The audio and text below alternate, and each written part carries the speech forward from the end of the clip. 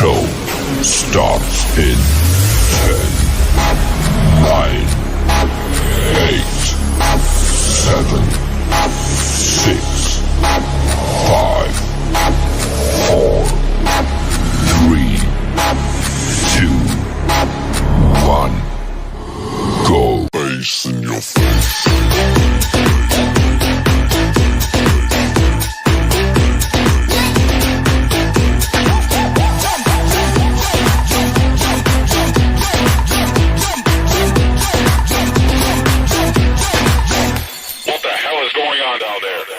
Face in your face.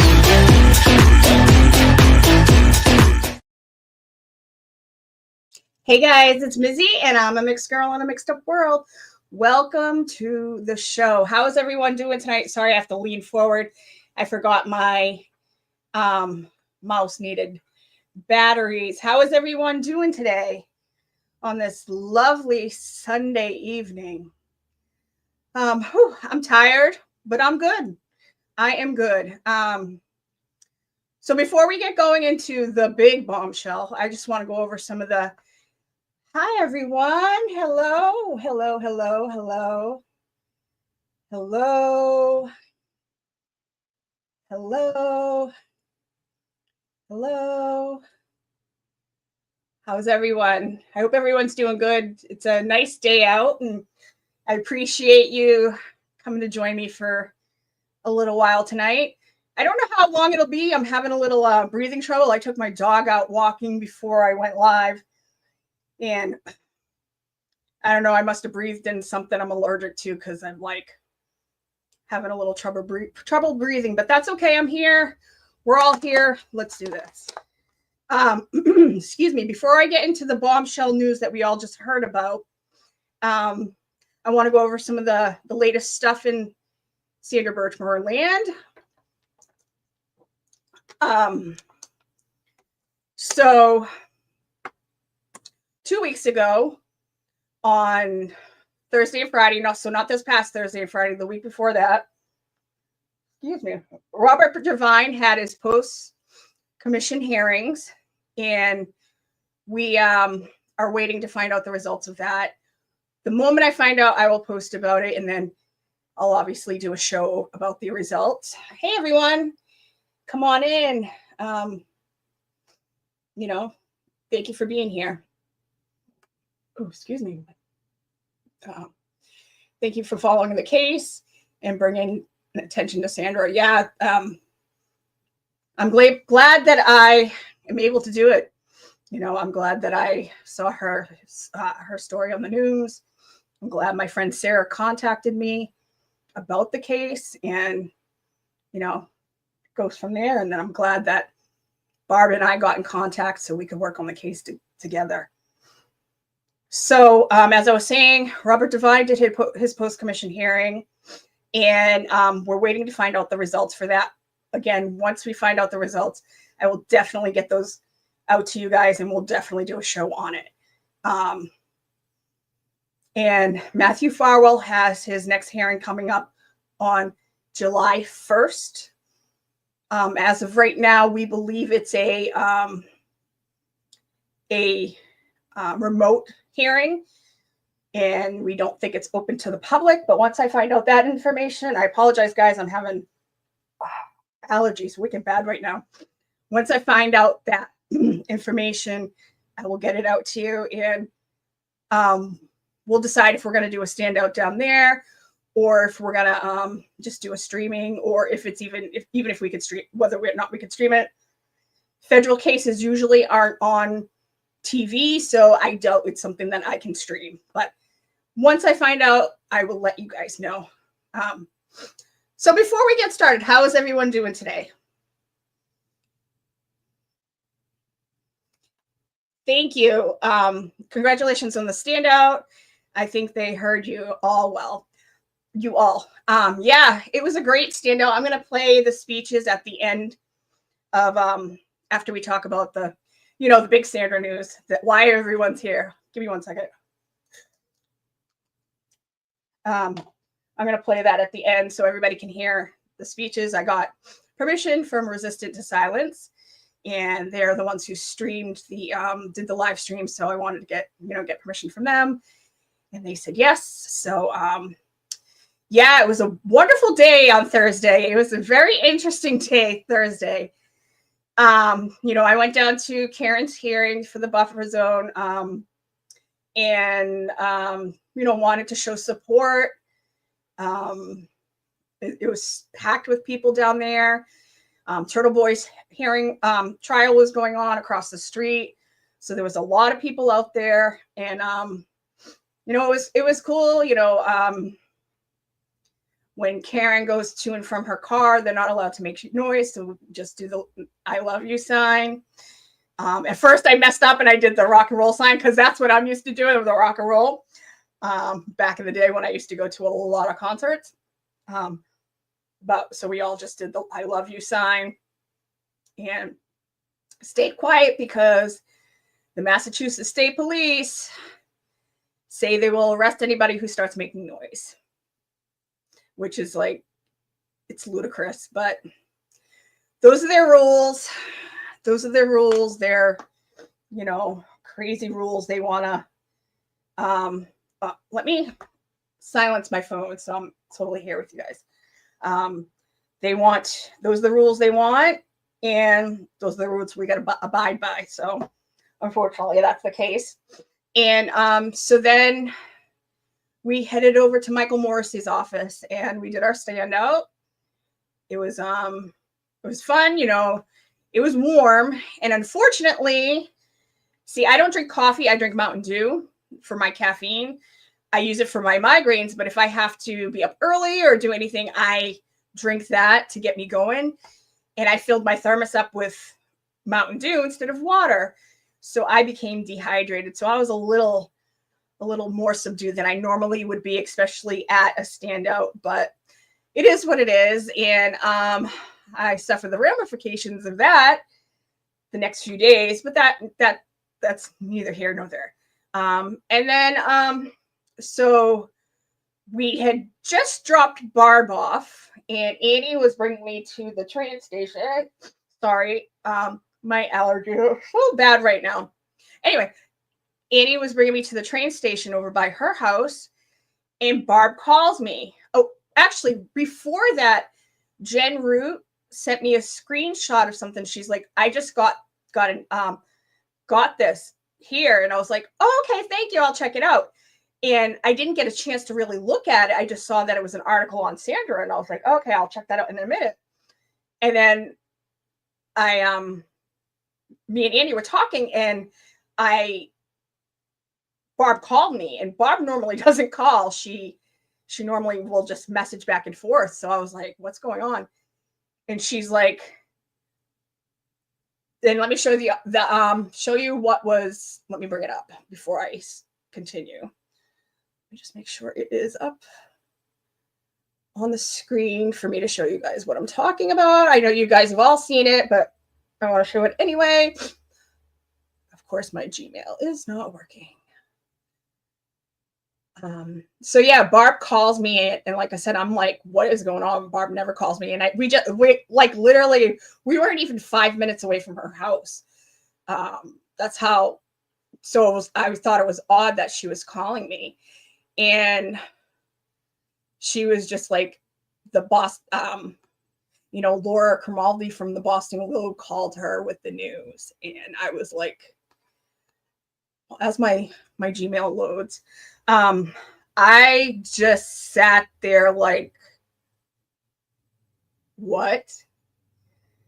It took me a long time. Hey everyone, welcome. Hold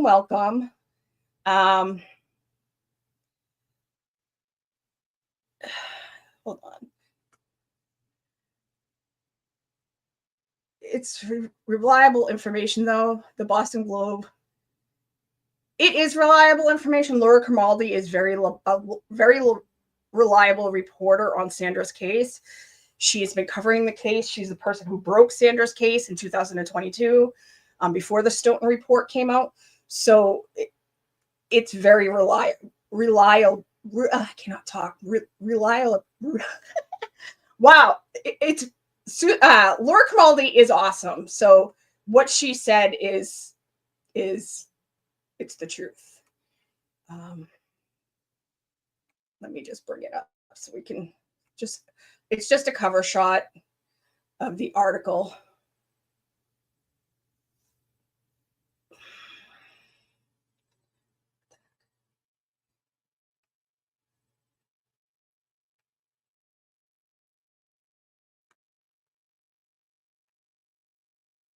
Do this. And let me zoom it in. You know, the title was former Stoughton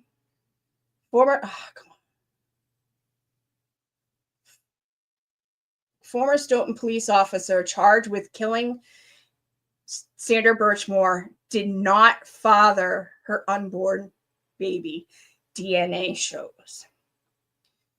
So this is one of the reasons why we're doing the show tonight. Yes, the DNA, it's true. I confirmed it. The DNA does not match Matthew Farwell. A lot of people have been asking, well, could it match his brothers? No, because if it matched his brothers, I believe they are fraternal twins because they don't look alike. So that means they come up, when it comes up to DNA, they come up as brothers, not as twins, as identical twins. And that would mean that Matthew Farwell would come up as a partial match. So it would mean it was somebody related to him. And that's not the case. Because if that was the case, they would have probably announced it that it was his brother. So it is true. The DNA does not match Matthew Farwell. That is irrelevant. Let me go into why. Matthew Farwell didn't murder Sandra because of the baby. That had something to do with it, but it's not why he murdered her. He murdered her because 2 weeks before she was murdered, her friend called the police department and said something about their relationship. He murdered her because their secret was getting out. Her friend told the person who answered the phone, well, if she won't give me my money back, tell Matthew Farwell, his girlfriend, to give me my money back. And his secret was getting out. It was ousted at work. That meant if you read the FBI affidavit, after that phone call, he started spiraling. Yes, I get it that it had a little bit to do with him being the father. And I'm not going to lie, when one of my first reactions was he murdered her for nothing.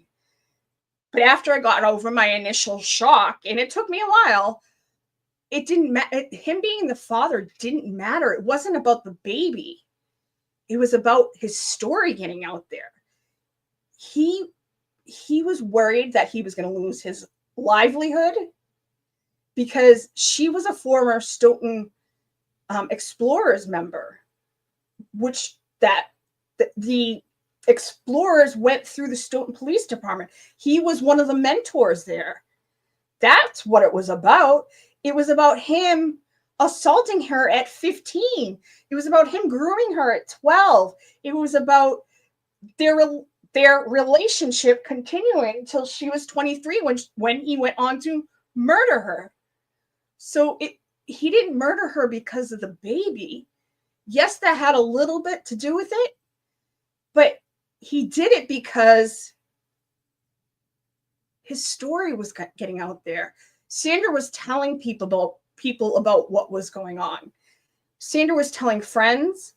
I believe she probably would have told her therapist if she was starting to feel stronger. You got to understand, when children are groomed, they feel like they're under this person's thumb. They might not realize it, but they're under the person who's abused them's thumb. And the more time went on, Sandra was starting to, take feel like she could take some of her power back. That's why she felt comfortable telling other people. That's why she felt like she could tell him, I want a baby too, when she found out his wife was pregnant. You know, so granted, I was shocked. I'm not going to lie, I was shocked. And I understand why I didn't know about it. But, you know, it is what it is. But it's not about the baby. That's like one little sliver of why he did what he did. He did what he did because he thought his secret was getting out. He knew if they found out what he had done to Sandra when she was 15, what he had done grooming her at 12, 13, 14, and then assaulting her at 15, that was why he did what he did on February 1st, 2021. It wasn't about the baby. It was about his secret. He knew if that secret got out, he would be fucked. And that's what he couldn't handle. If you read the FBI affidavit, he started melting down and he started planning her murder that time, right after he found out about what happened there. That's when he started coming over to her apartment and inspecting the closet. That is when he started inspecting the bathroom. He was looking for a place to do it.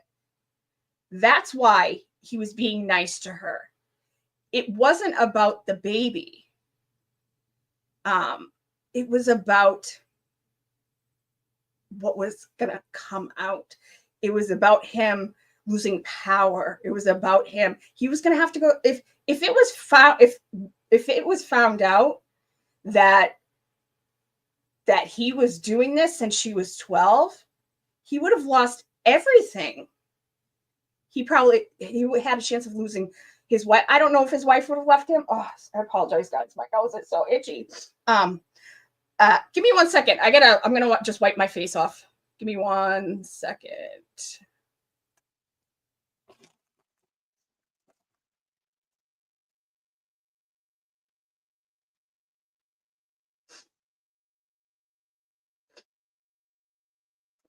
Okay. It wasn't about him. It was about him losing everything. It wasn't about the baby. So again, wasn't his baby. It's not his brother's. It can't be. I don't know if they've taken DNA from Robert Devine. I want to show you guys something else. Give me 1 second. Let me scroll back. I'm not going to read the whole thing because I just want to read one little part of it. So on March 8th, 2021, so let's back up a little bit more. I'll bring this up a little bigger.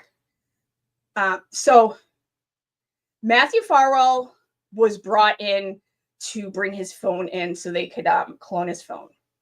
The Massachusetts State Police could. But the thing is, he had already deleted everything. So there was nothing on his phone about Sandra Birchmore. No text messages, no phone calls. I don't even think she was even still in his phone.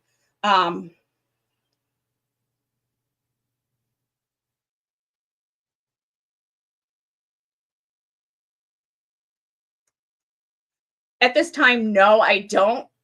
And even if I did, I wouldn't be able to say. But no, I don't. So, as I was saying, so Matthew Farwell had to come in and bring his phone in for the Massachusetts State Police to look at it. And when they took his phone, they asked for his DNA and they asked him to take a polygraph. And he refused. And so his lawyer, let me go to a different screen. Give me 1 second. So I'm going to enlarge it. Like I said, I'm not going to read this whole thing. It's on our page if you want to read it. I posted it the other day. If you're on X, it's on X. But it says, during our recent conversation, you asked Mr. Farwell to submit a DNA sample and participate in a polygraph. Although I appreciate your diligence, I advise my client to decline these requests. So he wasn't going to give his DNA. That's why his DNA was never tested before. That's one of the questions people keep asking. You know, why wasn't the DNA tested a long time ago? Well, it's because he refused to give DNA. But then you got to say, well, then why didn't the Massachusetts State Police get his DNA? You know, there's a thing called a warrant. Why didn't they get a warrant? Because they didn't want to. If they took that video of Matthew Farwell leaving, coming and going from Sandra Birchmore's apartment, they would have been able to show that to any judge, I bet, in the state of Massachusetts, and they would have signed a warrant to get his DNA. They might not have said a polygraph exam, but they would have done a DNA, you know, got a DNA sample.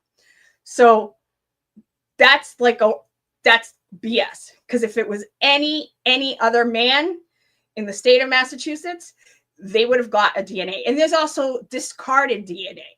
They could have gotten his DNA that way. They could have went through his trash and gotten DNA. So, you know, that's on the Massachusetts State Police. His DNA would have been tested a long time ago.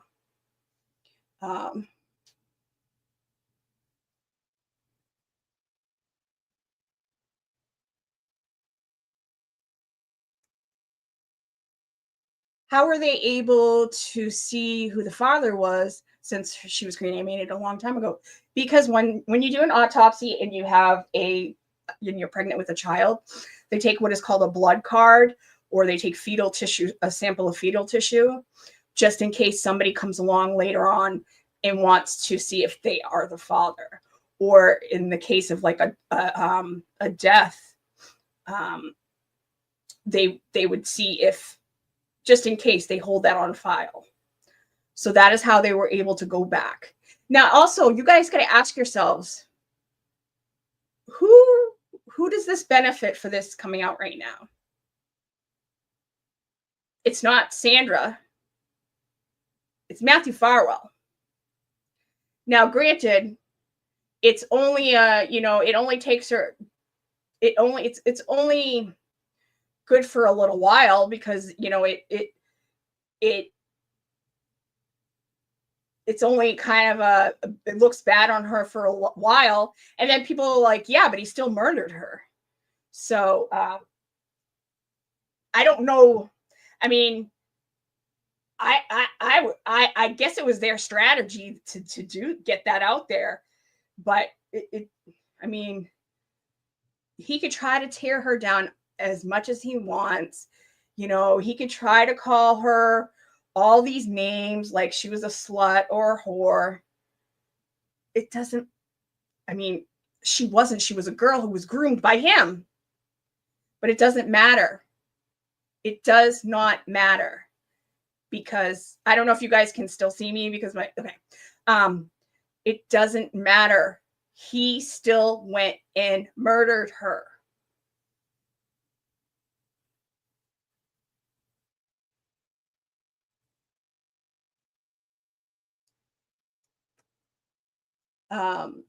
Needs some Z's.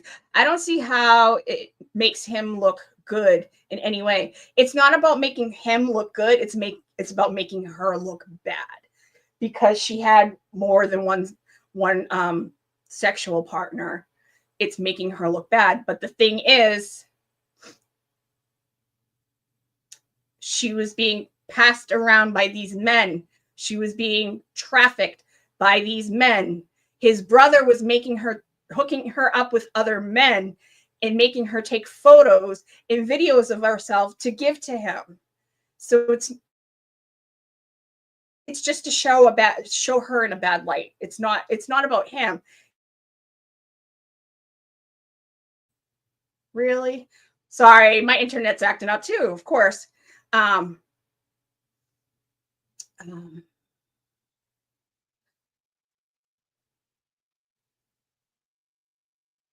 um,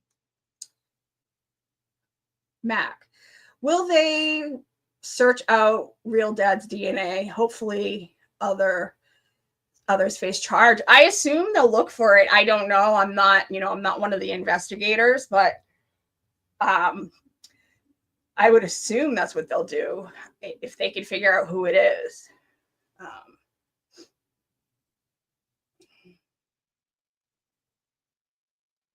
Yeah, they still did the. Oops. Come on. They still did all that stuff. It's not. It doesn't matter what. I mean, I'm gonna on my show. After we go through a little bit more of this, I'm gonna break down for you guys what my show. Some of the things I have upcoming with my show to kind of educate you guys about some of this stuff. Why?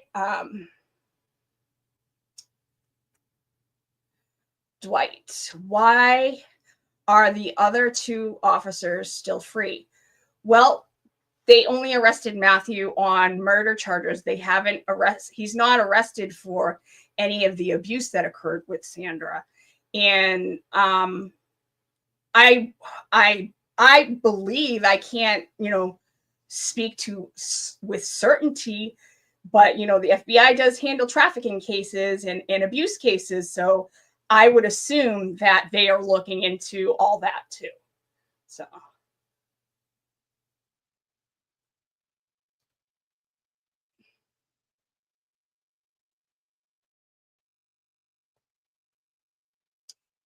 Why disclose this now? I don't know.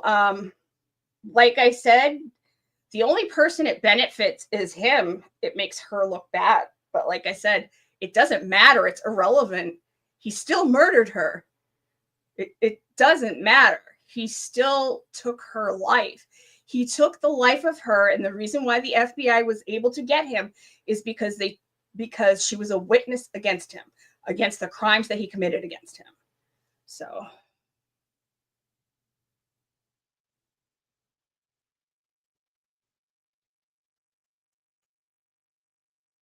Brit Chick.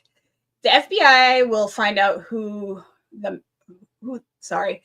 match is. You can believe that one way or another. I hope. I mean, I believe it too, but we got to wait and see.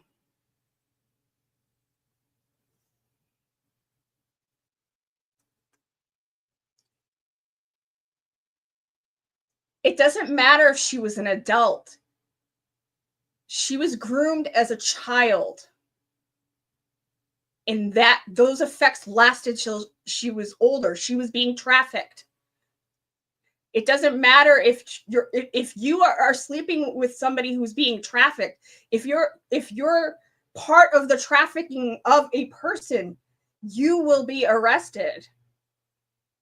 It's not about her being an adult. It's about crimes being committed against her. If she's somebody who is trafficked, yes, they will get that person. If it's somebody that she was just dating, somebody who had nothing to do with this, no, of course they're not going to arrest that person. But if it's somebody who was part of the abuse that was going on and the trafficking of her, yeah, they'll get the person.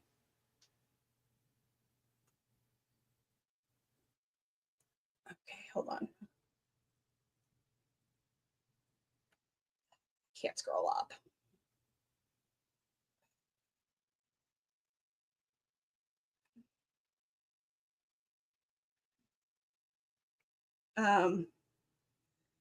Corey, do you think Matthew is talking? All the delay is sus. I hope so. But with this coming out, I don't know. I mean, the only thing he has to bargain it for right now is the death penalty, because this is a death penalty case. When you murder a suspect against you, that's a death penalty case. The feds don't take kindly to people being arrested. I mean, being murdered when they're witnesses.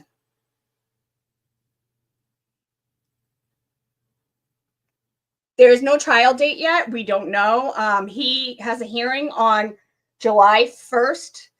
As of right now, it's a online hearing, but it's not something that will be open to the public as far as I know. But if I hear anything different, I will let you guys know and I will get the information to you. They do not allow cameras in federal courthouses, so I don't think it's something that we'll be able to watch, but I will let you guys know once I know.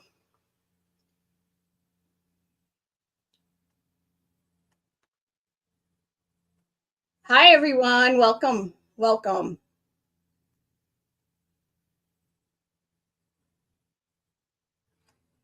His brother wouldn't be the father, because if his brother, they're fraternal twins, I believe, because they look nothing alike.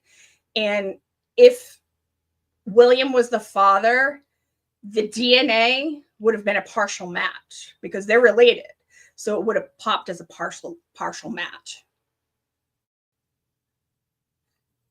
It's a possibility that they know who the father is. They're just, I mean, the feds don't talk unless they have to.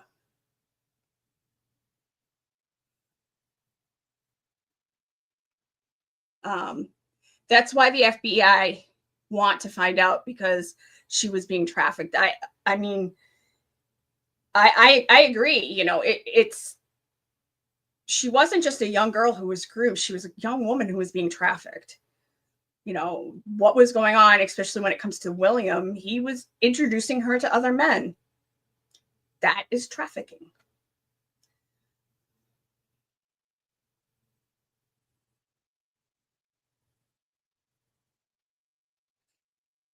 I agree. We don't know, if it was somebody that she might have met and she was kind of seeing casually and it wasn't telling anybody. We don't know. Sandra's not here to tell that tale because Matthew Farwell murdered her, So.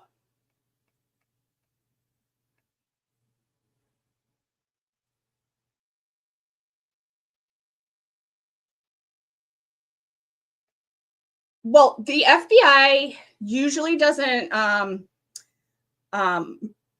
get people on murder, regular straight up murder. There has to be murder with special circumstances. And so they got him for murdering a witness against him because of the abuse, because she was a witness to the abuse that he had done to her from age 12 till she was murdered at 23.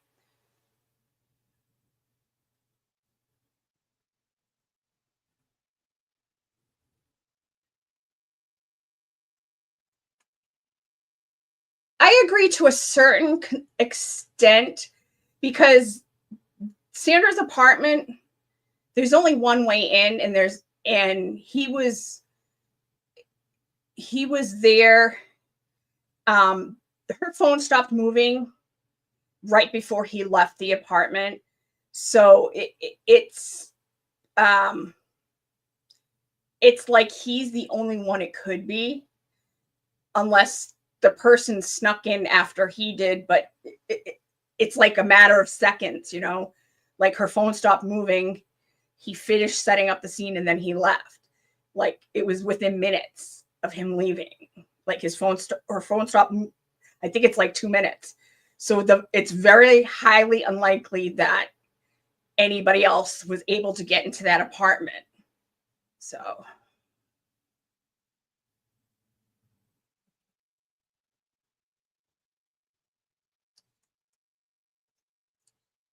He murdered her because his secret was getting out.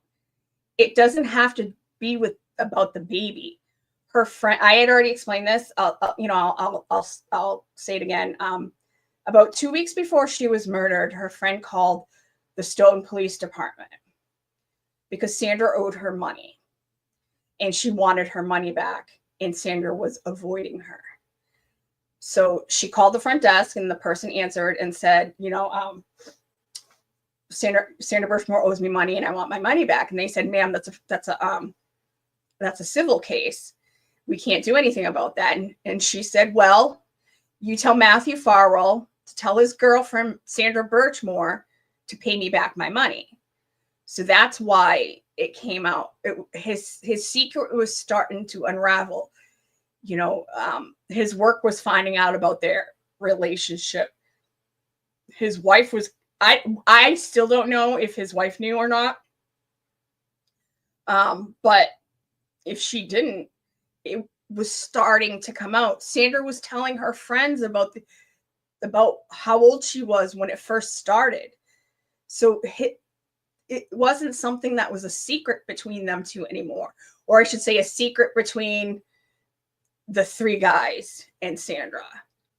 4 guys, because Josh Hale knew. The secret was starting to get out. So the baby is irrelevant. It's the secret getting out. That's why Sandra was murdered.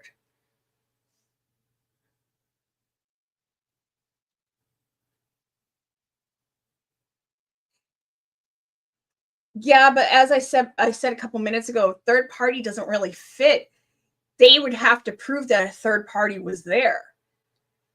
You know, a third party would have had to have been able to get into Sandra's apartment. A third party would have to come in through that front building. And the people who worked, the maintenance men, recognized everybody who went into that building. And the only person that they really didn't recognize was Matthew Farwell, except one maintenance man recognized him being the person to help Sandra move into that apartment.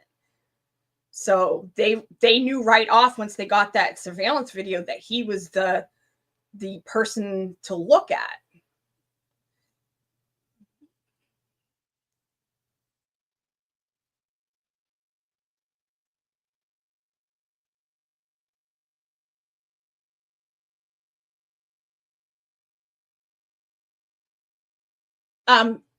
He's actually not, he's not a Canton police officer. He's a Stoughton police officer.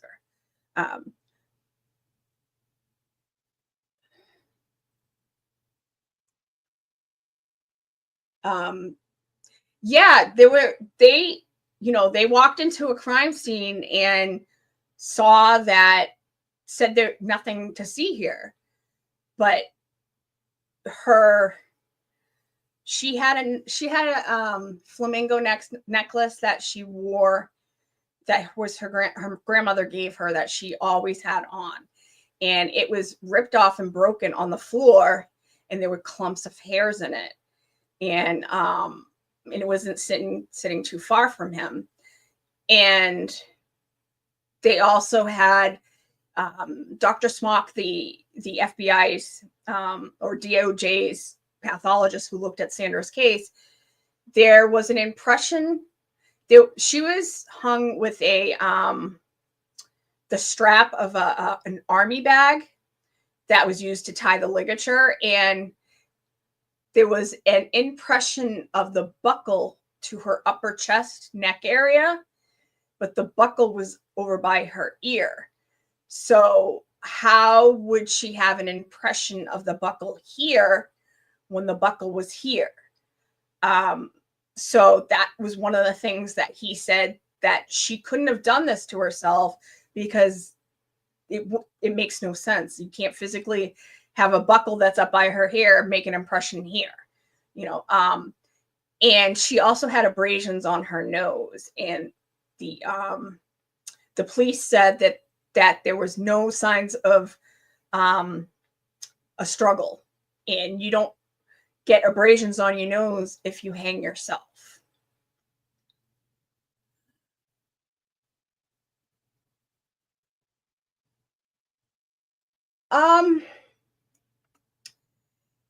Yes, if they can prove that there's a conspiracy to cover up the crime, because it's a crime to cover up.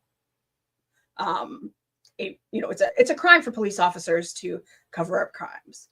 So that would be it would be a conspiracy to cover up the crime, and it would be a conspiracy with him.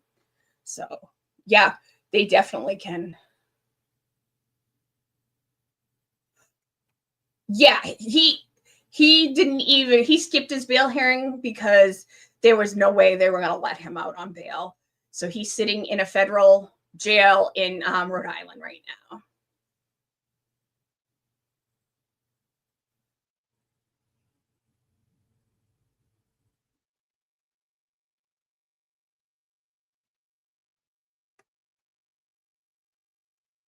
If he didn't unalive her because of the baby, why wouldn't he tell the feds who the father is? He probably doesn't know who it is.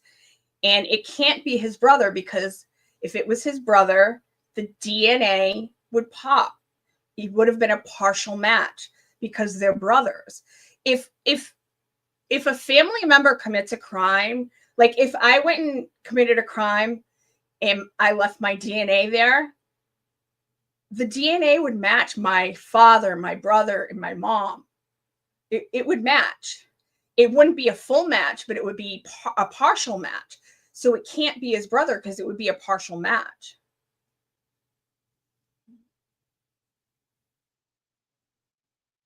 Absolutely. It's a crime to cover up a crime, especially for police officers. We give them so much power over our lives to protect and serve. And if they cover up murders or any kind of crime, it's illegal. They're not allowed to do that. So let me scroll up.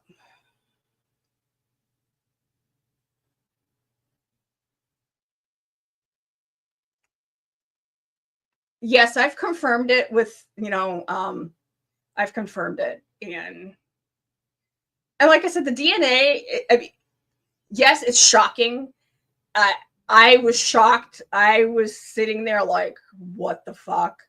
Forever. I mean, like, I had a train ride and a bus ride home, and I just sat there like, what the fuck?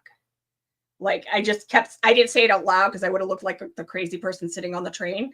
But I was just like, in my head, I just kept saying over like, what the fuck? But then once I got over my shock, it doesn't matter. It doesn't matter that the DNA does not match, because that's not why he murdered her. The baby is like a small part of it. It's the fact that his secret was getting out.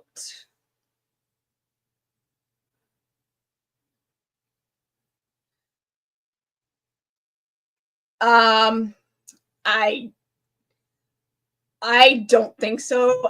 I don't know. I mean, I anything's possible, but I don't even want to put that rumor out there. No. I mean, the DNA was to match, because there were 3 sources of DNA on Karen's car on the light. So they needed to clear Proctor and Buchanan to or Buchanan. I can never pronounce his last name, and it always pops in to say his nickname, and I'll say it in person, but I don't like saying it on the show. Yuri's DNA. They needed to clear their DNA for that. So it has nothing to do with it.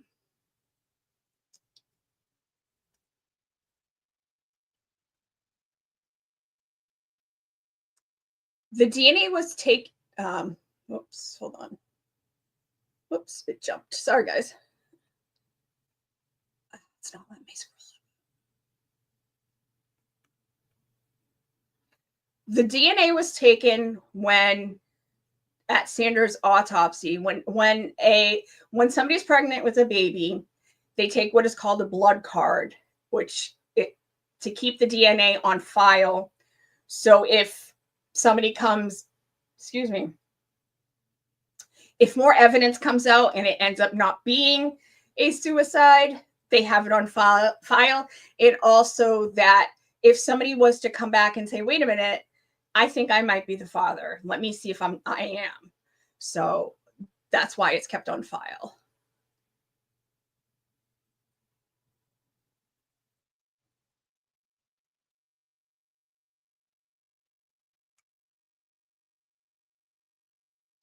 Because the way that DNA works, if I was to leave DNA somewhere and it comes back that it's not a match to me, it wouldn't be a match to anybody in my house. Just like, I don't know if you're somebody who, yes, Hank's broken pencil, so I know you know. You know how in Karen's trial, when they were talking about the hair that was on the car came back to anybody who was on Peg's side of the family and his niece and nephew, because it was a match to the mother's DNA. So like in this case, if his brother was the father, it would have came back as a partial match. And I would assume if it came back that it was his brother's, if whoever leaked it was going to leak that it wasn't his, they would have leaked that it was his brother's. One would assume. I don't get into the minds of people, but one would assume. But that's what would happen. If his brother was the father, it would have been a partial match to him because they're family. Their DNA's linked. Exactly. It doesn't matter because he still murdered her. He still murdered her. It doesn't matter. Her being murdered wasn't just about the baby. The baby was a little sliver of it. It was about his secret. It was about his secret.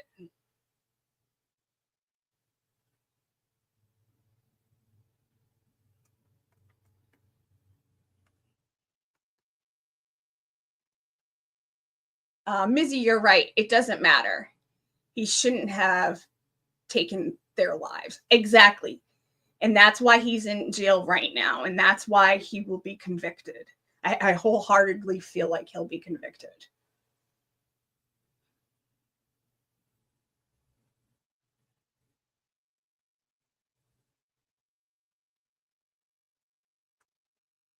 As of right now, it's going to trial. There's no trial date yet. And once there is, we'll let you know. But it's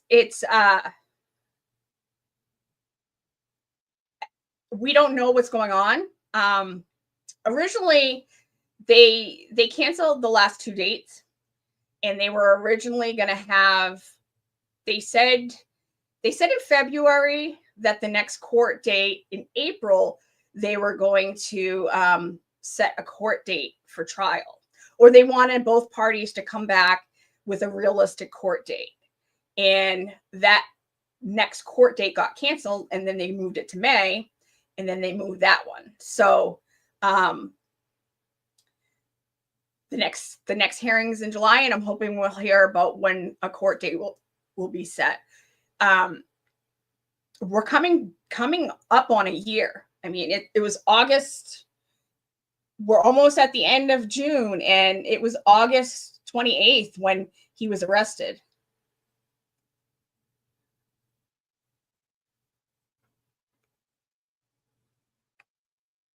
I'm not sure what you mean. They've had the DNA, or they've had the baby's DNA all along. Like I said, it was at the medical examiner's office. I don't know when his DNA was tested finally, but my issue is, why wasn't it tested? That's one thing we all need to start asking the Massachusetts State Police Unit in Michael Morrissey's office. Why wasn't his DNA tested in 2021? Why did you just let it go when you guys asked for his DNA? Because all they had to do was get a warrant to get his DNA. Why didn't they? That's the question I want answered. Or one of my thousands and thousands of questions I want answered. There's a lot of questions I have.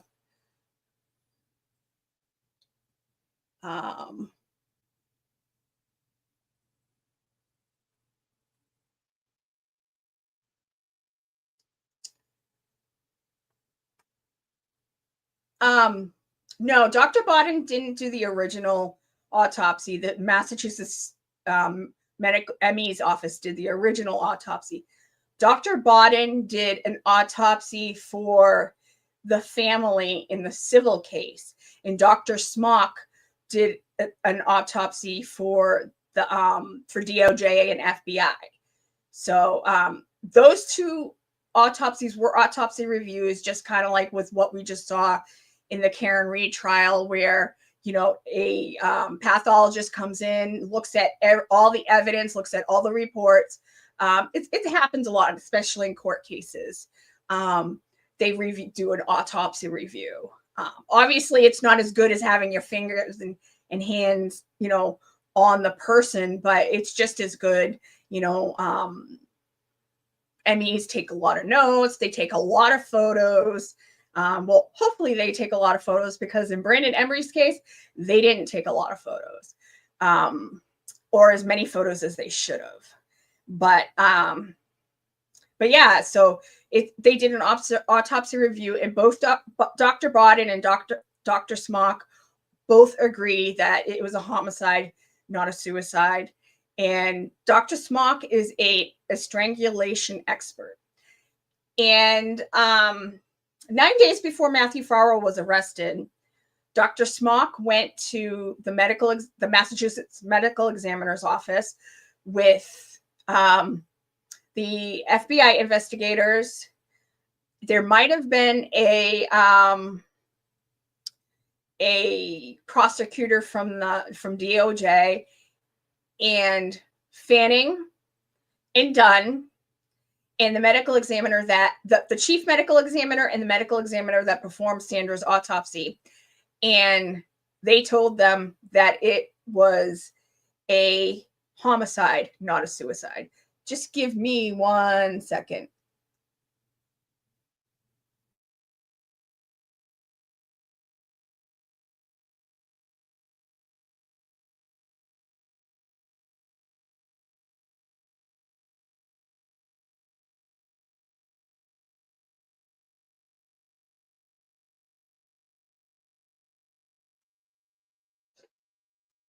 Okay, I'm back.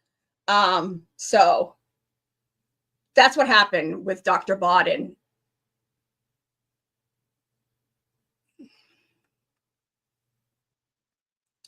Exactly. Familiar DNA. It's how you match. You won't be a full match, but you'll be a partial match. Now, if they were identical twins, it would be a full match. So you probably wouldn't be able to tell which one it was, but it would have still showed up as a match to his brother.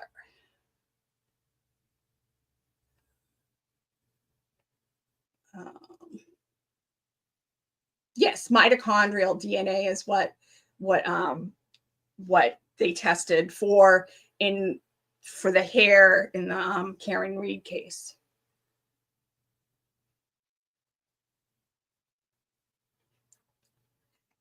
Yeah, none of us believe that. At least I'll speak for myself. I definitely don't believe that. You're welcome. That's what I'm here for. And I thank you everybody for coming to join me. You know, I unfortunately wasn't able to hop on Thursday. If I was feeling better on Thursday or Friday, I would have hopped on. I was thinking about doing it last night, and I just wasn't able to. So I wanted to make sure before the deliberations for Karen's trial, I'll heat up again tomorrow to get in front of you guys, so I can answer your questions, because the last few days have been crazy for us, because a lot of people have been asking a lot of questions on the Facebook page, and I've been answering a lot of questions on X for people. And I figured it's easier for me to just get on here, answer your questions, and do it at one whack. And then if people have more questions, they can ask.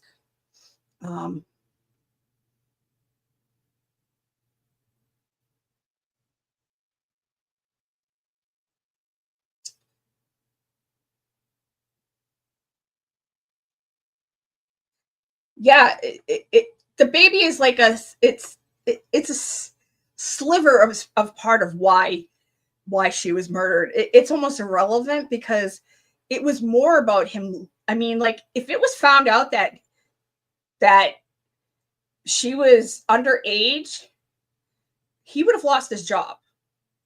He would have 100% lost his job. Now, yes, I don't think that it was just the 3 officers at Stoughton and the officer in, but I don't think it was I don't think every officer at Stoughton knew. Me personally. I think more than what's been put out there knew, but exactly. He wanted her quiet. He wanted her to shut up and stop talking. That's why he needed to silence her. She was telling too many people. Like, he was freaking out. If you read the text messages, I implore you to read the FBI affidavit. Now, I do have to warn you, it's disgusting. And they're some of the most vile, wretched text messages you will ever see. But he says, like, who else did you tell? What else do I have coming down? You know, he was so angry.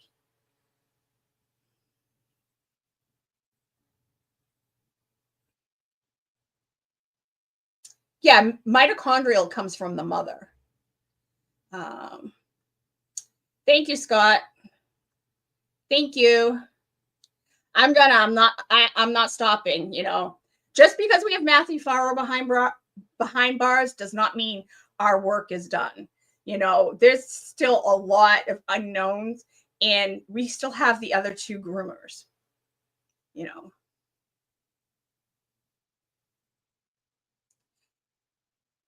Yeah, that's very well possible that whoever the father is could file a civil suit against him too. It all depends on who it is, you know. If it's a guy who if it's just some guy that you know she knew, and it, you know, it was a guy that she was seeing, that would be different. But if it's a guy who was part of the abuse of Sandra, they're not going to come forward.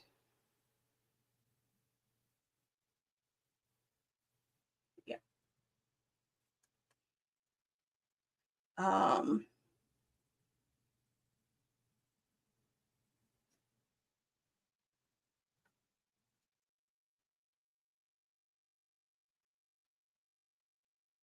Oh, I'm sorry. Trying to listen but can't chat. Favor, please read the questions you are responding to for those of us who can't read along. I apologize. Thank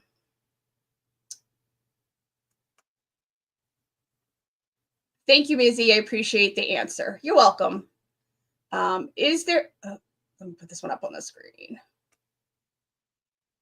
Is he being charged for the murder of Sandra's baby also? No. He's being charged. The way the FBI was able to get him is he was charged with murdering a witness, and the baby technically isn't a witness against him.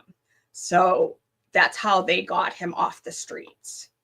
Now, if the state decided to charge him, I can't remember if Massachusetts has a law where if you kill a pregnant woman, the baby, you get charged for the baby too.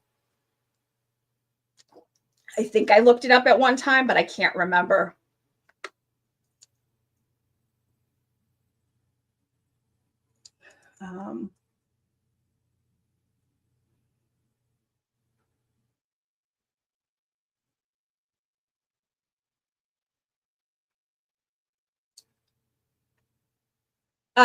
The DNA in Karen Reed case was because it was a partial DNA, the mitochondrial DNA, which is not specific to one person. But it's kind of similar to this.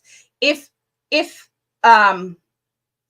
his brother was the father, it would have shown up as a partial match because he is Matthew's brother. So it's kind of similar. It's a different type of DNA, but it's similar in like the reasoning why it's not William. It would have shown up as a partial match. Unless they're just not releasing that.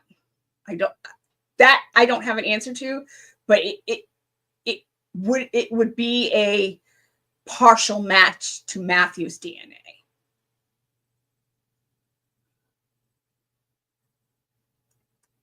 Yes, but it's been confirmed, and I personally confirmed it myself. So I can sit here and tell you that it's been confirmed. There's nothing more I can do. Oh, sorry. That's exactly why I don't trust it. Not everything is a conspiracy. I get it. I don't trust the Massachusetts State Police. I don't trust a lot of things, but not everything is a conspiracy. And I think we are all so hypersensitive to everything because of everything we've seen in the Karen Reed case, and also what we've seen in Sandra's case of there being no resolution for 3 years, and Morrissey's office is telling us that it was a suicide, but it wasn't. Give me 1 second. I also have to keep taking a quick look in our page to make sure nothing's going on. Kind of doing double duty right now. Okay. I have no. Okay.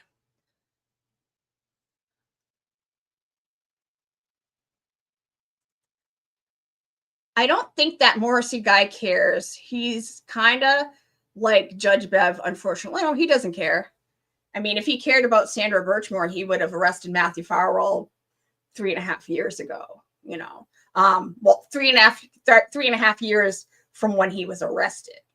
There were other things that he could have got Matthew Farwell off the streets for.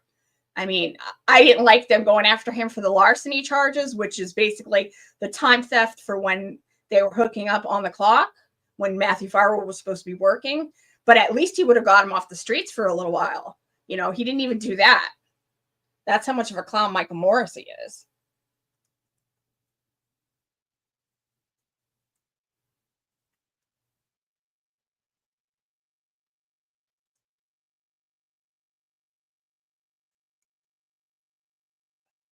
Come on.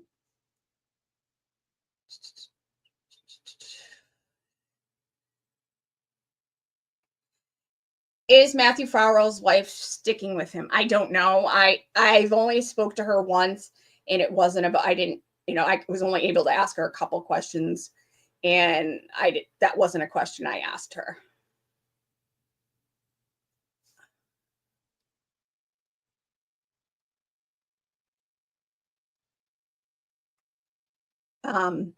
Okay. So the one that said suicide was the state one, right?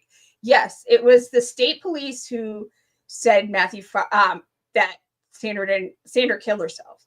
It wasn't. It was the FBI who arrested Matthew Farwell and got him off the streets. They arrested him for murdering a witness, which is a death penalty case. I don't know if they're going to go for the death penalty, but the feds don't take kindly to people being murdered who are witnesses. So I would assume they'll go after the death penalty as a bargaining chip, but that's the only thing he has to bargain with. And hopefully he's talking.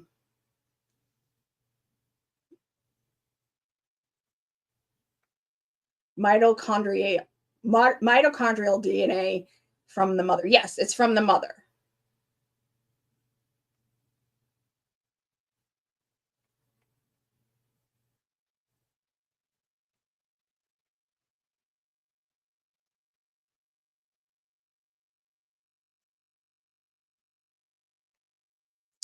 These men are excuse me, these men are misogynistic and emboldened.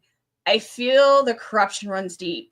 Yeah, and when in that pre-trial hearing in trial 1, where Yannetti got up in Karen's trial, for those who aren't following the Karen Reed case, in Karen Reed's trial, Attorney Yannetti got up and said, when he dropped that bomb about the things that Proctor was texting about looking for nudes, my heart sank and dropped,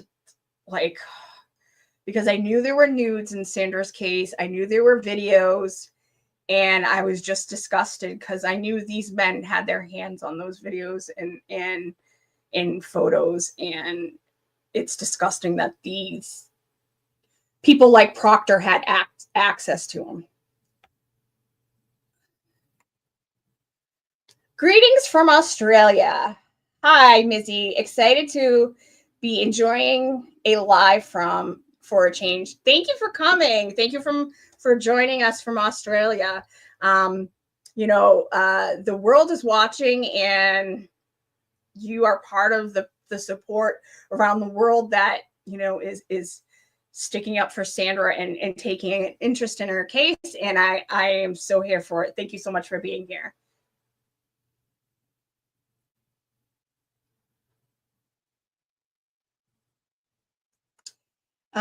That's how they caught Koberger. Someone in his family used 23andMe, and that's how they're catching a lot of they're solving a lot of cold cases. That's how they got the Golden State Killer, because they got a family. Excuse me. Excuse me. For those who weren't here when I first came on, my allergies are acting up really bad. I took my dog out for a quick walk before I came on, and since then I've been like coughing and my nose is running. That's how they got the Golden State Killer, because of one of his family members did a DNA kit test. So it's working. It's helping a lot of families being able to have their crimes solved. Hi,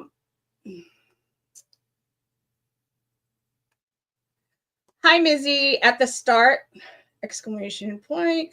He would have no way to know if baby was not. I know. Excuse me, exactly. He wouldn't have known when he murdered her if the baby was his or not. And the baby, I mean, now that it's out there, we're able to sit back and say, wait a minute, it didn't matter. The baby does not matter. I mean, if the baby matters, I'm not saying that. The baby absolutely matters, because he knew she was pregnant, and he went there with intent to murder her and that child. But the baby being his does not matter, because the reason why he had to silence, it was more about silence and getting her to stop talking than about the baby.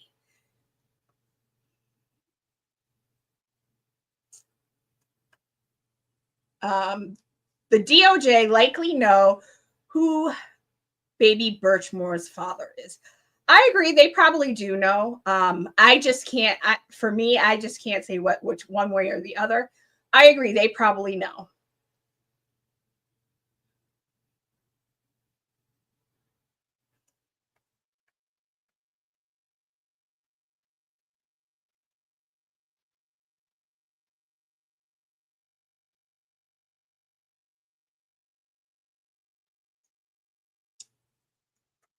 Hi, Coco. Thank you for joining us. Yes, not guilty. That would be awesome if it came down at 227. That would be amazing. That would be awesome. I'm hoping to get down to the buffer zone. I had a little snafu today. I still haven't got to tell Amy what it is, but my pharmacy is closed today, and it's like this medicine I can't go without, or it's like my migraine medicine that I can't go without. So I'm kind of, and they don't open till 9 o'clock. And I'm like, I wanted to be like on the road I wanted to take the 7 o'clock bus. And I'm like, I'm not going to get down there till noon. So I'm trying to decide if I'm going to hop on. I'm going to take, I just don't want to be on a bus finding out if they come back tomorrow, which I'm hoping they do. I hope tomorrow Karen Reed hears not guilty, not guilty, not guilty. But I don't want to be on a bus finding out what the verdict is. So I'm trying to figure out what I'm doing tomorrow. If not, if the verdict doesn't come back tomorrow, I will definitely be down at the buffer zone on Tuesday. So if you see me, come up and say hi.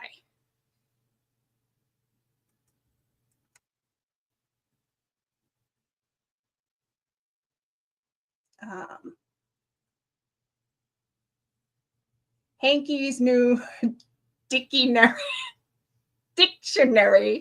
aka Denise. My husband found you guys, the names are just awesome. Like when I watch Melanie Little for the trial, and me and my mom just laugh at some of the names you guys come up with. They're so awesome. My husband's niece found out her father through my husband's DNA.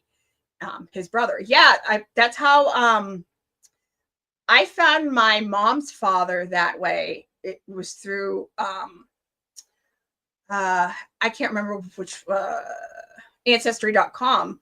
You know, that's how I found out who her father was. Or I found out who his brother was, I believe.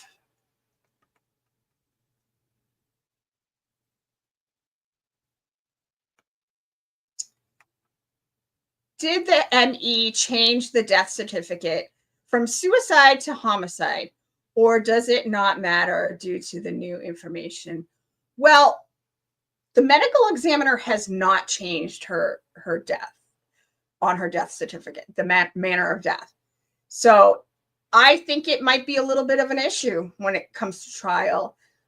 If the state medical examiner still has her listed as a suicide, you know, to me, that's a plus for Farwell, you know. So, I mean, they will have the medical examiner for the pathologist who did, you know, they technically have two pathologists, two world-renowned pathologists who say it wasn't a suicide, that it was a homicide. But to me, it's an issue. And I don't know why she refuses to change it.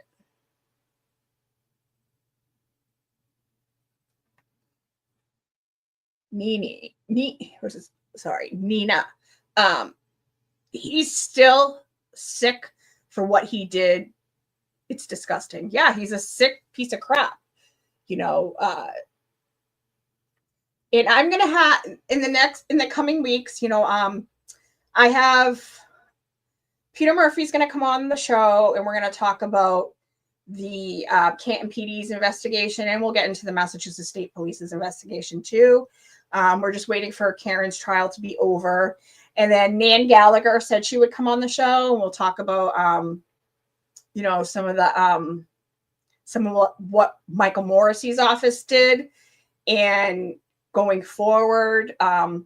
I have some people that I'm looking into getting somebody to come on and talk about grooming, the effects of grooming, and why Sandra might have made some of the choices that she made.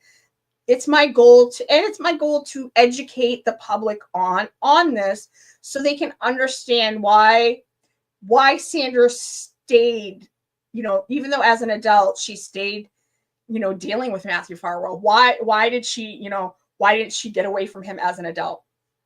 The effects of, you know, grooming, what it does to a person's psyche. These are all things I plan to do going forward.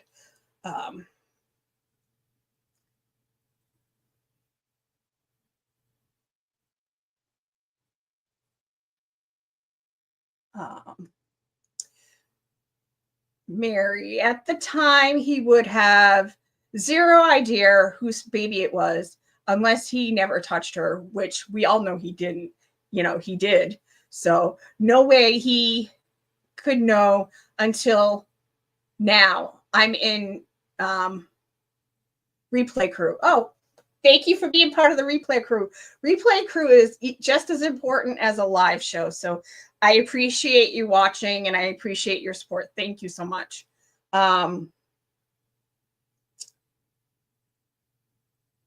Yeah, I fully agree. At the time, he was saying it wasn't his, but at the time there was no way he would have known. So their misogynistic mindset makes them believe we're going to shift our attention and think, oh, well, she was promiscuous, so they're so 1980. Yeah. But the thing is, one, she was being trafficked. Two, that comes with a child who's been groomed sometimes. There are different effects on how it can affect people's minds, and being hypersexual can be one of the effects. And that works with the person who's groomed you, because that's what they want. They want someone who's open, and because that's what you've also been taught that. Sandra was only a product of what she was taught. So that's what he wanted. That's what they all wanted. So unfortunately, it's gonna reflect bad on Sandra, but that's why it's so important that DOJ gets a doctor up there to explain what happens to a child that is groomed. And I'm sure they will. They're experts. They've been doing this for a long time. They deal with trafficking and child abuse. So, I'm sure they will handle that.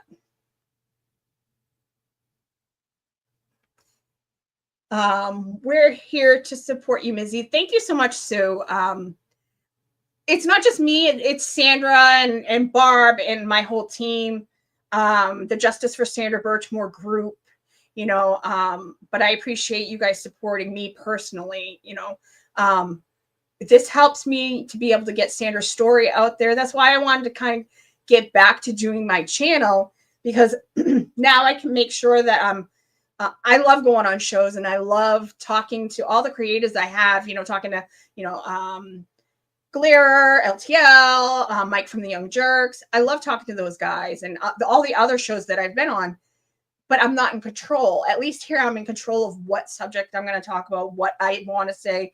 I can babble on for an hour, or I can come on for a half hour and then be out. But I'm in control of everything.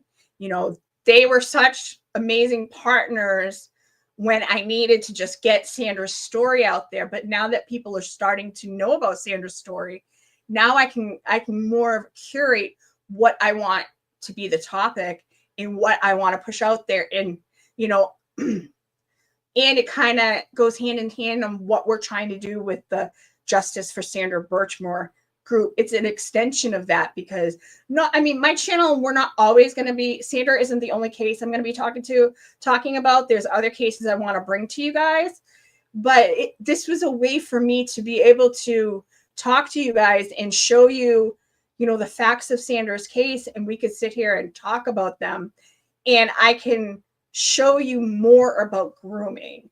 I can bring you a doctor and have a doctor come on here and tell you why Sandra would have done something. And I can ask the questions instead of the questions being asked of me.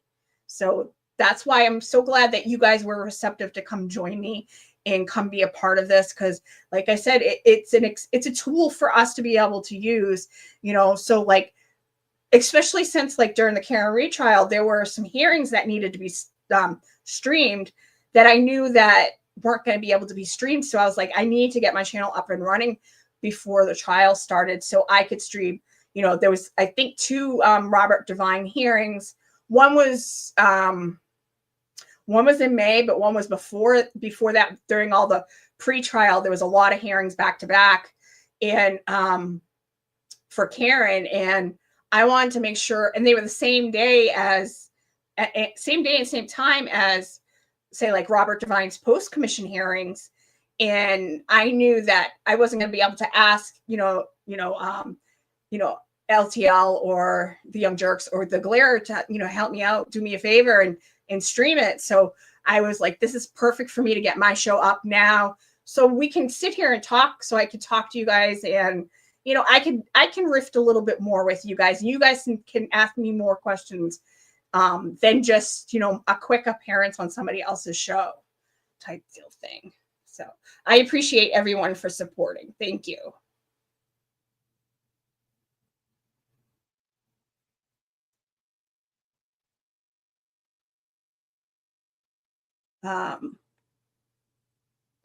They were a group of traffickers, in my honest opinion. They're still out there. Yeah. I've said it a couple times today. What William was doing is technically trafficking. He was introducing her to other men, and he was getting something for it. He wanted photos and videos sent to him. I don't know what he was doing with them. But in the civil trial, it came out, I believe it was the lawyer for Sandra's family said they were passing her around like a toy. They were trafficking her.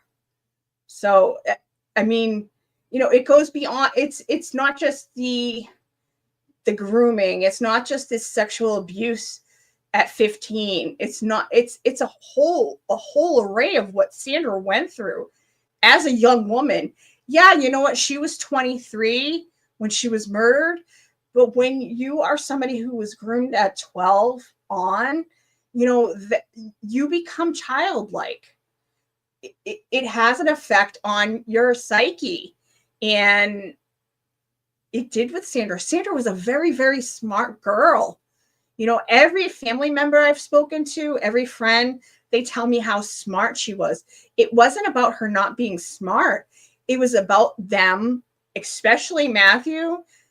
They bore themselves into your brain and they get in your head and they disrupt the person you are, and you become under their spell. So thank you. I agree with that. Thank you for giving Sandra a voice. I know she's praising you from heaven.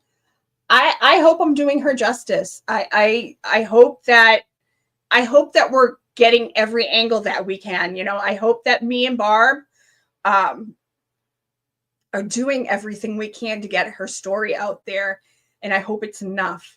And there's things we want to do to expand, to make sure that we're hitting every angle we can. So Sandra isn't just this girl who was murdered and groomed and abused, that her whole story is being told. But it's very important to tell this part of the story so it doesn't happen to other children. So thank you. Thank you. I appreciate that. I really appreciate that, Susan.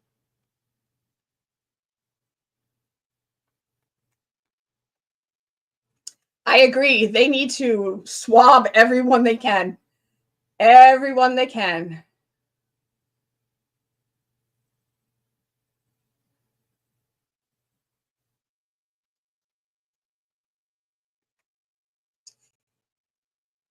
Oh, see, I think I didn't fully know that behind, but DNA of an identical twin can have very, very slight differences. Mom of identical twins who had one who saw a geneticist. That's interesting. Thank you for sharing that. That's very interesting. I think somebody told me that recently, but I knew that if they're fraternal twins, that they're not they're almost like a sibling instead of like a twin, like what we think of like identical twins. But still, even that, still, if they were identical twins, their DNA, he would have popped as a match, partial match, not a full match. So they would have known at that point that it was William, not Matthew. But thank you. Thank you for sharing that.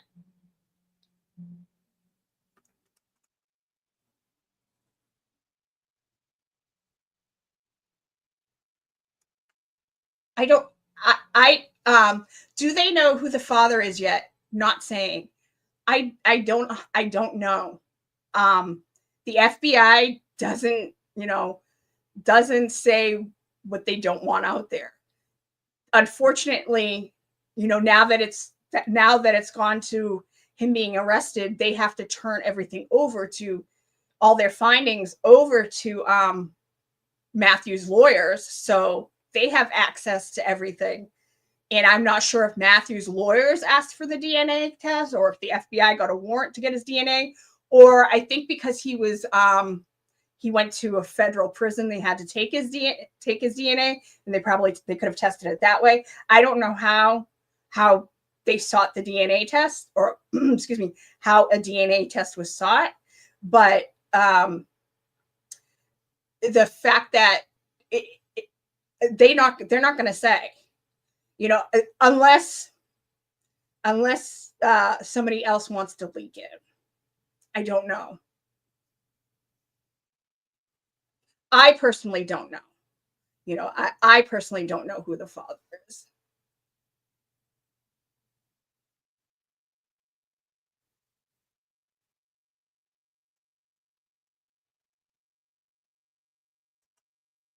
But wasn't she scared to do anything unless he told her to, or he must have an idea? No, it wasn't to that extent. There was some stuff, you know, if she did things that she wasn't supposed to be doing, he would punish her sexually. Um, but like the things that he really got mad about is he was tracking her by her phone. And if she turned off the tracking, he would get mad at her. So I don't know if that's what you're talking about. That is something, yes, he did. Sorry, I keep looking up because there's a spider crawling around on my ceiling and he's staying far away from me, but I just don't want it to crawl like right above me. I'm not afraid of spiders. I just don't like them to drop in me, parachute down on me like, you know, out of nowhere.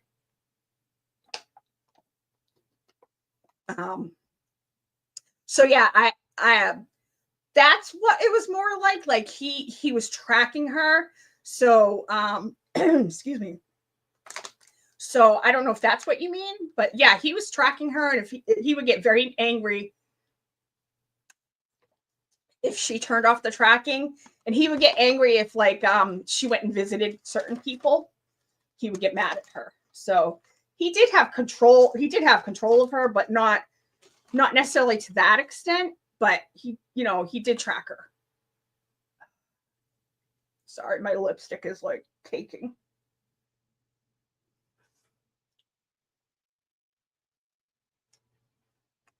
Hello, thank you for joining us. Scrolling, sorry, catching up to you guys.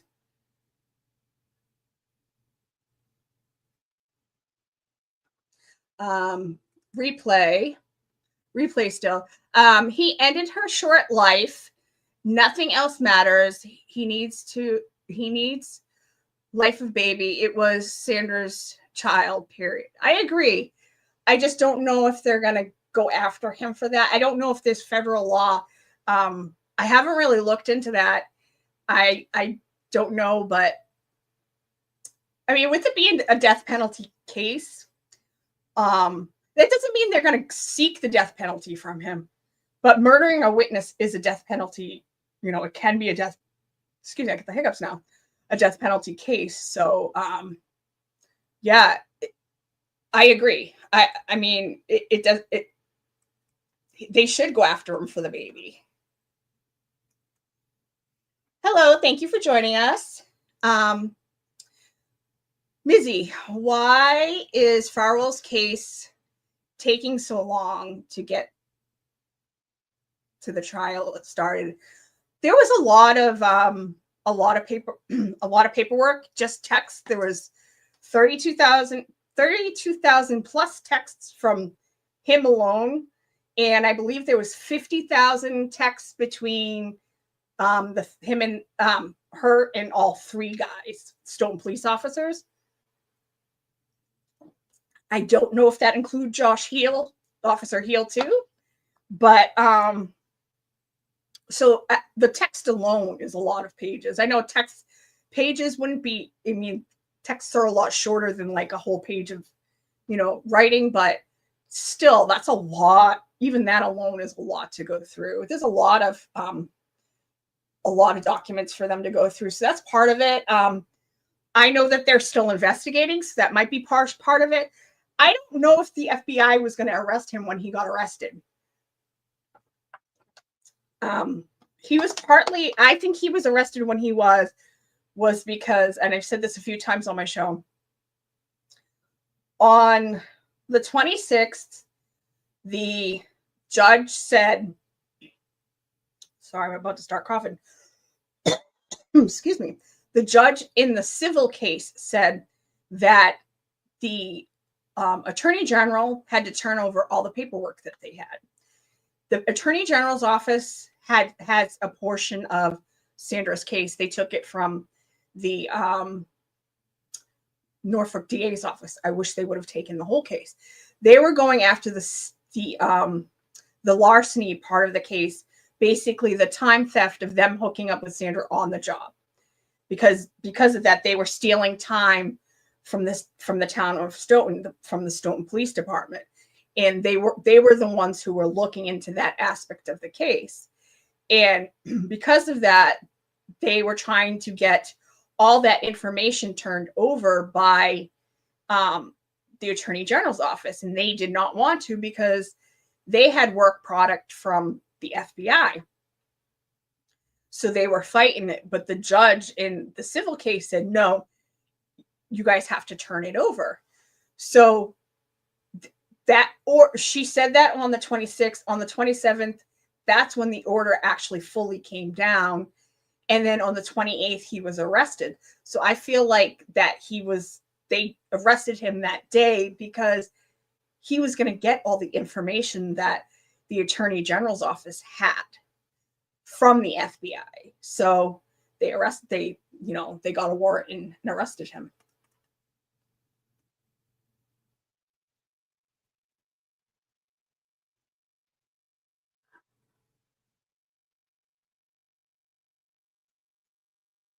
I mean, it's hard to write. It's for those who are just listening, not watching.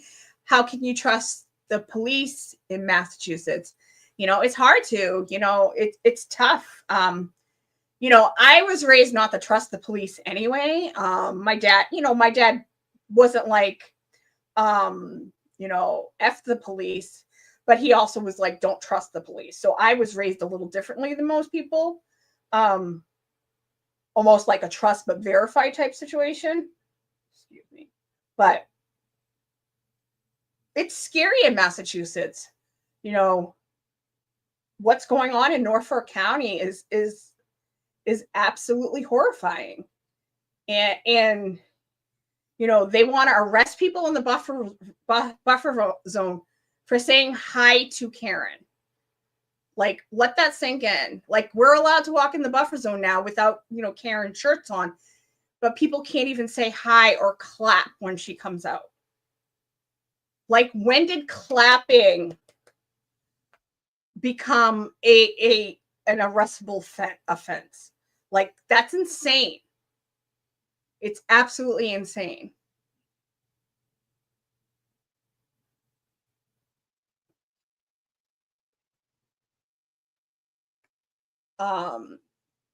That said, nothing should be trusted by the Massachusetts State Police. That's why I'm glad the FBI took over the case, because it's out of Morrissey's hands.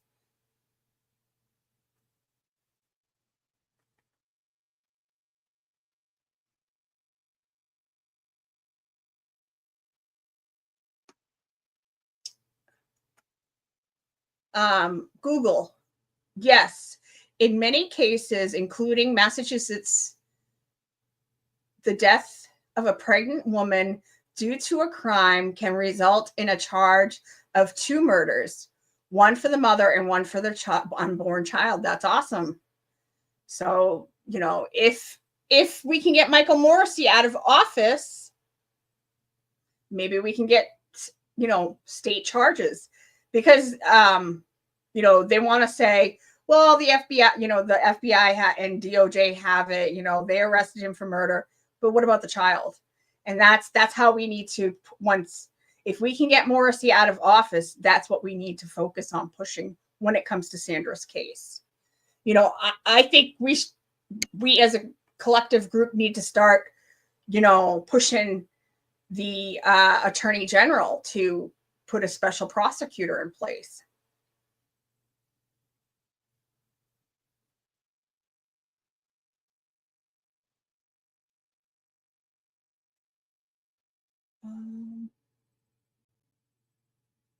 Yes.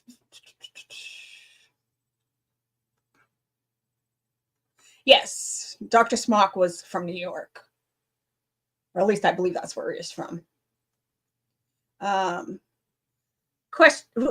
didn't put it on the screen. Question, joining late. Is it confirmed they used an mtDNA rule out Farwell, or was it another type of DNA test? We don't know. We just know that the DNA doesn't match. They haven't said, you know, what was used, what type of DNA was used, or what type of test was used.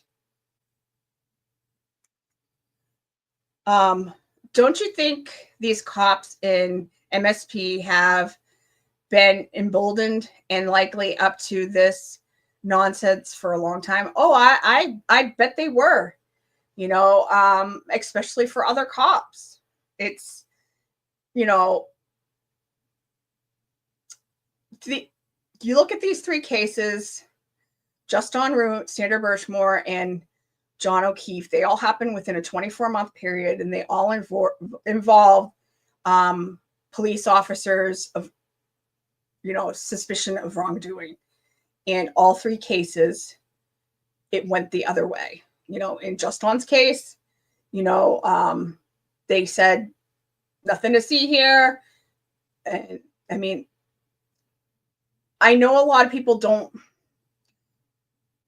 look at Justin's case because, and his case really needs to be looked at because what they did to him is not right. You know, his case, first of all, the police shouldn't have been called in the first place. He had a clear plastic paintball gun in the waist of his pants. A plastic clear, it was clear. It wasn't even like a gun or a pellet gun that looks like a regular, like a handgun. No, it was clear plastic. There was no way for the security officer to mistaken that as a gun. And then when the police showed up, there was no way for them to mistake that as a gun. And when they shot it out of his hand, it broke in half. So after that, even in their heads, what they perceived as the threat, it was gone. Yes, he left, but he thought they were trying to kill him, which they were. You know, in mental illness isn't a death sentence. We as the public need to get behind that. Mental illness is not a death sentence. And for them to shoot him, they 15 shots there and shot another person, you know, they could have shot 15 other people. 15 shots.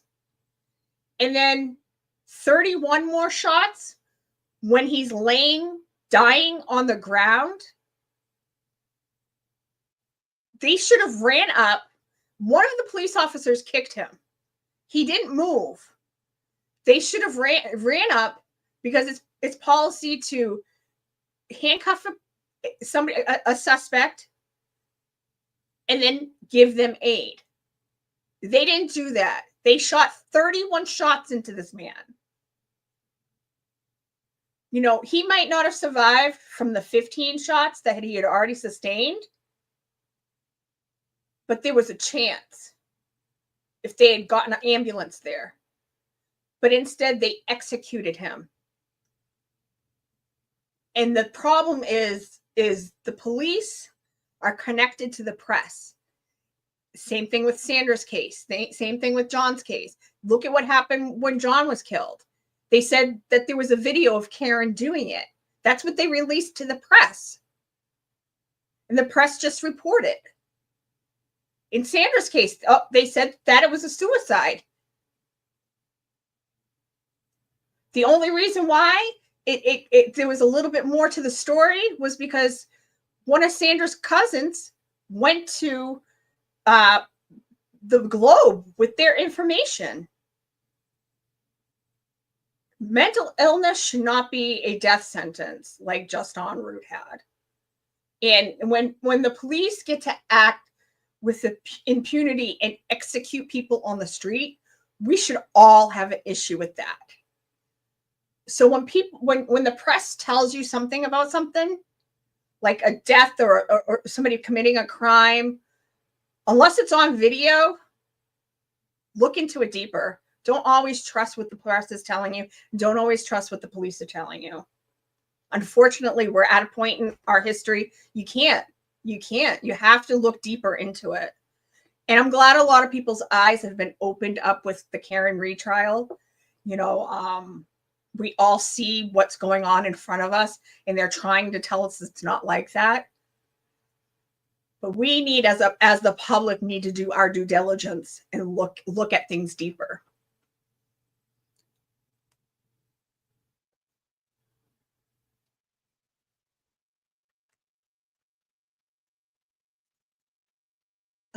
Farwell's DNA was certainly available at arrest.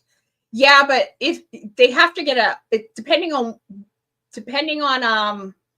I know some places, I don't know if in Massachusetts, when somebody goes into the prison system, they have to submit DNA, but they would have had to still get a warrant if Massachusetts doesn't have that law. I'm not sure. I don't know if that law is in place in Massachusetts. But still, they got it. Thank goodness he was tested. Now we can get this out, get this over and done with. Now we know, okay, he's not the father. Who is? That's the next question. Who is the father? And what does he have to do with this story? Was he part of the abuse of Sandra Birchmore, or was he just, a guy that she was enjoying some time with? Was it a guy that she was seeing that nobody knew about? Or was he a perpetrator or part of her abuse? These are things we need to know.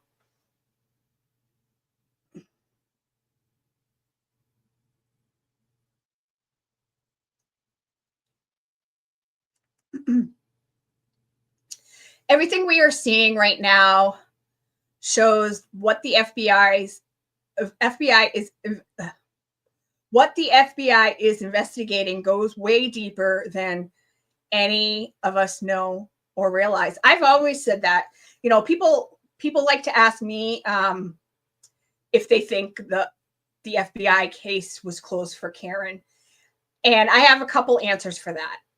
And I'm trying to catch up, guys. I'm sorry. Well, when the new administration took over, this is nothing political. This happens with every administration when a new president comes in. Like I said, I'm not making this political, whether you're a Trump fan or you're not. They import what rules they want to make.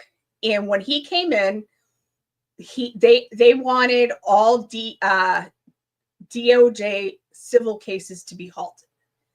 I don't know if they restarted them or not, but looking into his case, looking into the investigation of the investigation was a civil case because they were violating Karen's due process and civil rights.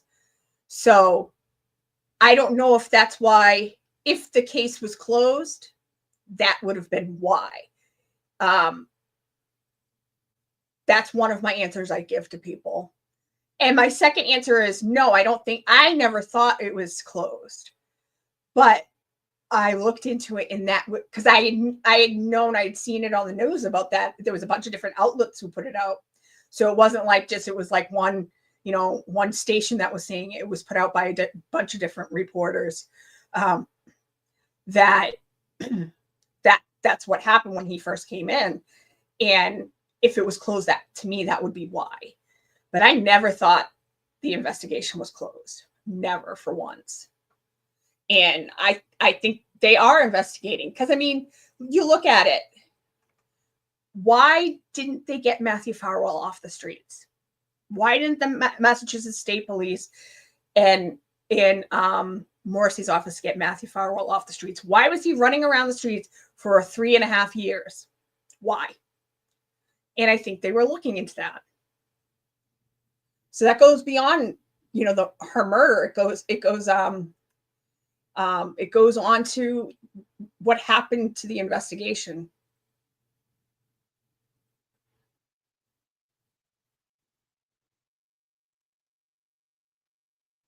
I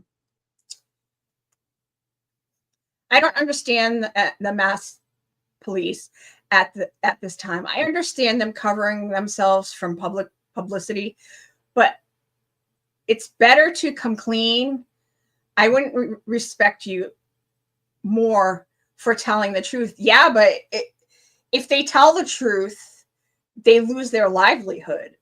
You know, if Michael Morrissey if Michael Morrissey comes out and says all the wrongdoing he's done, if, you know, the unit under Michael Morrissey's office comes out and said all the shady stuff that they were doing, they'll all be fired. So it's their livelihoods is now. It's not just the investigations that they've covered up. Now it's their livelihoods that's under scrutiny, and they will lose their jobs. So it's self-preservation at this point for all of them.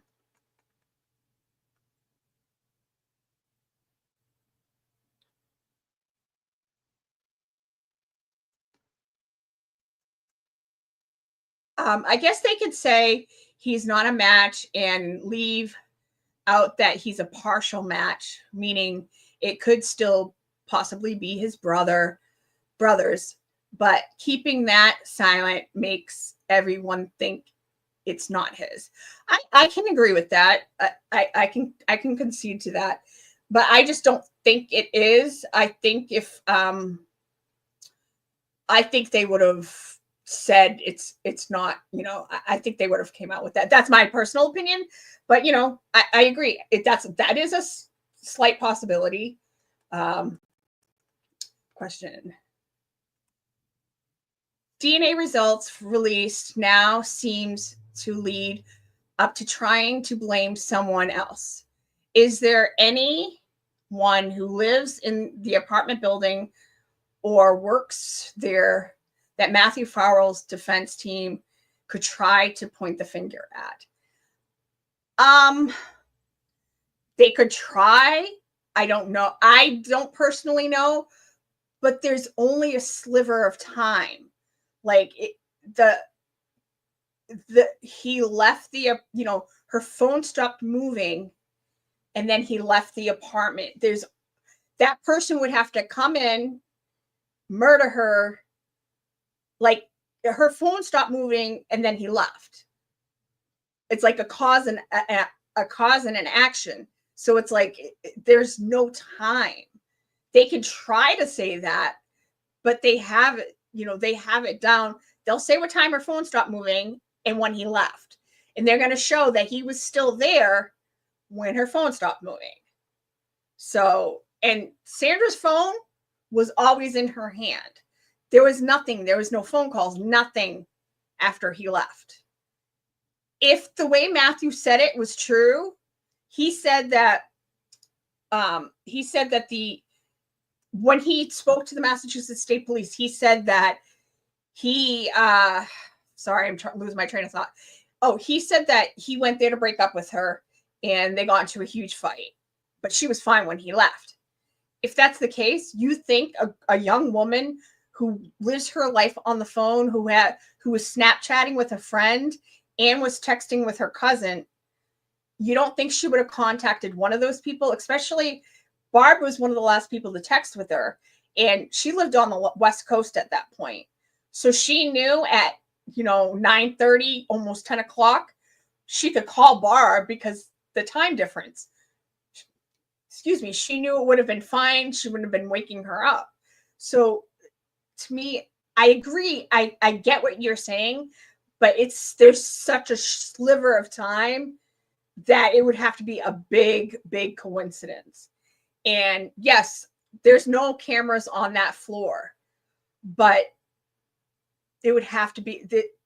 You mean to tell me he left in her phone? He left her. He said he left her in the kitchen. When he left, she was alive in the kitchen. She took her phone into the bedroom with her, put it on the floor, put the ligature around her neck, and hung herself. It would have taken longer than that to do it and for him to get out of the building. So the timing doesn't match, but it's still a good question. it's definitely something that a defense lawyer will try to muddy the waters with, but the timing won't click.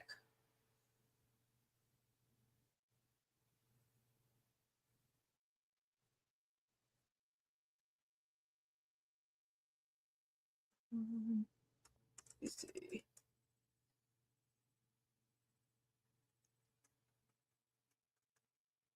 Sorry, I'm trying to scroll down to get caught up.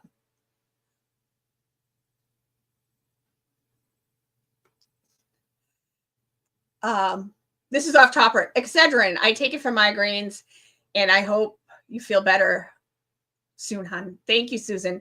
Unfortunately, it doesn't work for me. It actually makes me feel yucky. I've taken the prescription kind of Excedrin. It's like a stronger strength. That's helped me before, but Excedrin does not work for me. It just doesn't make me feel good. And when you already don't feel good, you don't want to not feel good. On top of it, I take right now, like if I'm trying to head off a migraine at the pass, I take Advil Dual because it has it has Advil and it has like Tylenol, and they're together. So you're getting both medicines at the same time. You just want to make sure you take it with like a Pepsid, because if you take a lot of Advil, it can eat your stomach and give you ulcers. I try not to take it unless I really, really need it. But yeah, unfortunately, I wish Excedrin worked for me.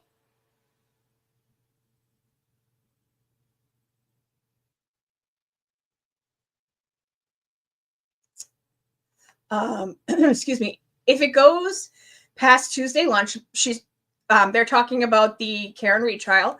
I fear we are headed for another mistrial. I don't know. You got to remember that this trial was 6-7 weeks long. There's a lot of stuff to go through. And I know a lot of people were hoping that they were going to come back, on Friday. I never thought for a second that they were going to come back on Friday. I was like, there's too much. They barely had it. I think it'll come back Monday, but if it doesn't, I think it'll come back Tuesday. And especially now that it's written differently. It's not like it was last year. They know if they could do each count separately. So not like last year, they thought they had to fill them all out together. So I think they'll, if there is a mistrial, it'll only be on like one section. I don't think it'll be on all 3 counts. And this year, at least that's been established. And I know like AJ will be sitting there ready to she'll be reading the mistrial thing so he can jump up and say, pull the jury, so they can see what they're not gonna, let what happened last year happen. Before she can even call it a mistrial, they're going to say, pull the jury. We want to pull the jury.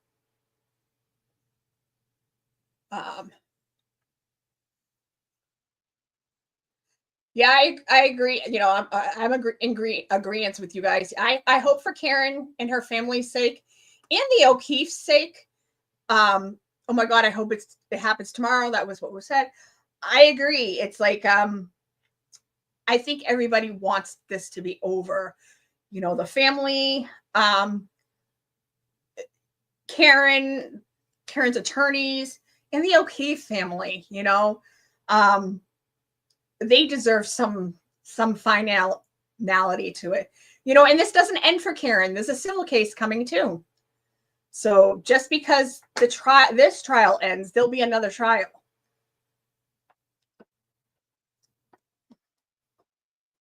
Let's see.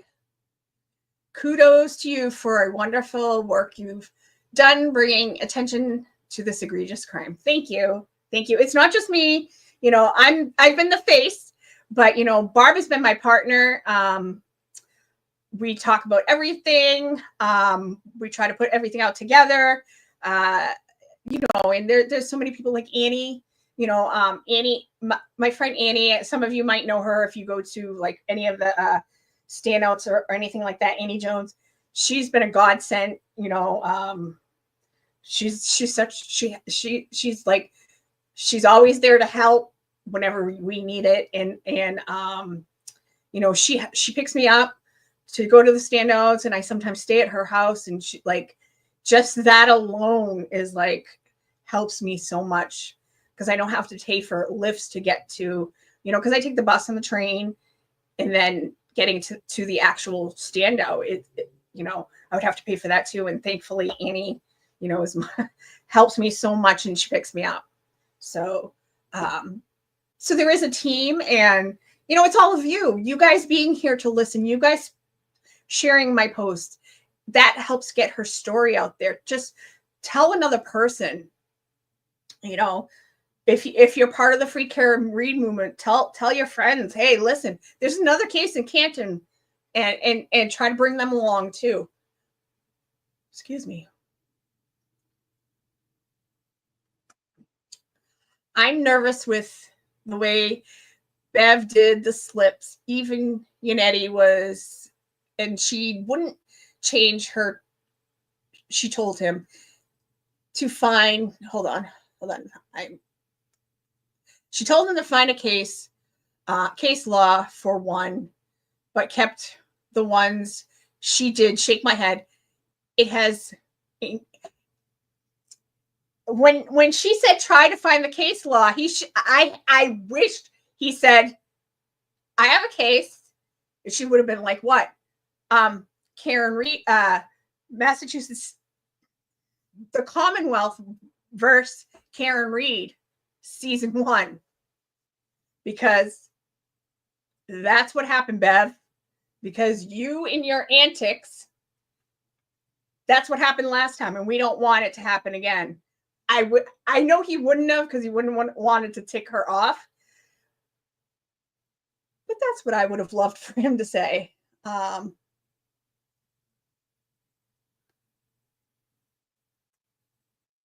That's who I watch as attorney Melanie Little's channel. I love her. Yeah, I love watching her. You know, she's snarky. I like sarcasm, and I like getting the legal stuff too. So I like to watch her.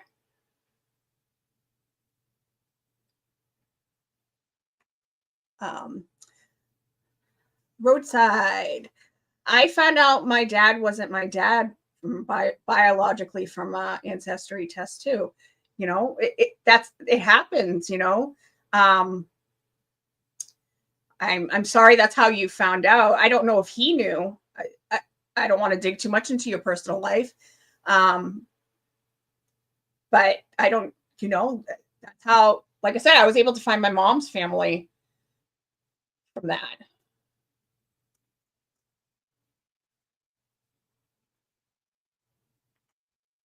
Sandra was excited about having her first baby. I know was 2. When I had my I know was 2 when I had my first daughter, Hart. Yeah, she was. That's one of the reasons why I knew when I first started looking into her case that I knew that she was excited to have the baby. I knew she didn't do it because she was so happy and that she was pregnant, and that's all she wanted was to be a mom, you know. Okay, let me try to scroll down more.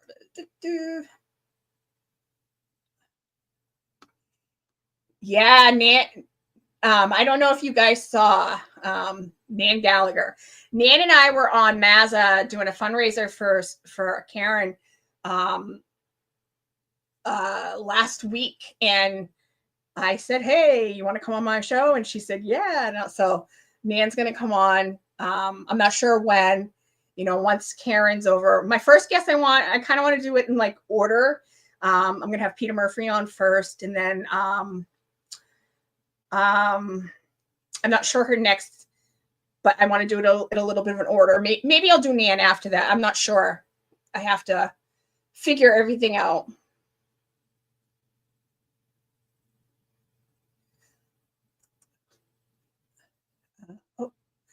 Brother counsel said the verdict slip was unconstitutional, as a jury could clear Karen Reed of manslaughter and get hung on only the straight OUI, but based on the slip could retry for manslaughter. Really? Well, no, I thought because the lesser included, I think they can check off, and then put guilty. Yeah, that's why David Yannetti wanted it to say, not guilty next to him. That's what he was trying to get at. Like, it makes no sense.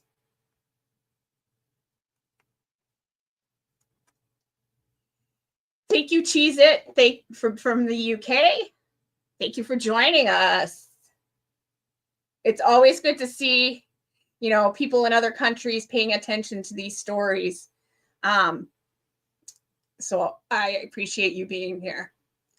Mizzy, I might be able to come on to teach about grooming. I used to work with kids in child protection, and I'm writing a dissertation on inmate partner violence. Why don't you reach out to me? If you're on Facebook, you can message me through our Facebook page, or if you're on X, you can message me there. Or you can go to the justiceforsandrabirchmore.com page and you can get to me there. Those are the ways you can get me. I think my email address might be in the show notes, but I'm not 100% sure. Or my description of my page. I think I added it to it, but I'm not 100% sure. But reach out to me. We could talk.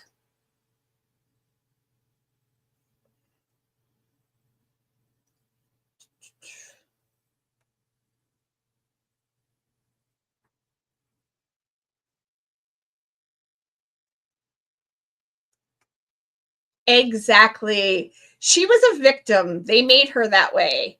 It's not all bad reflection on her for those of us who know. Exactly. That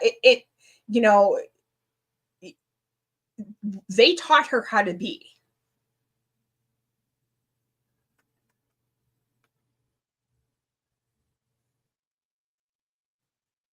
I wonder if Sandra was going to have a boy or a girl. She would have been a wonderful mom either way. It was kind of too early to find out because she was only 10 weeks pregnant. But yeah, she wanted to be a mom so bad. And I think she would have been a good mom too. The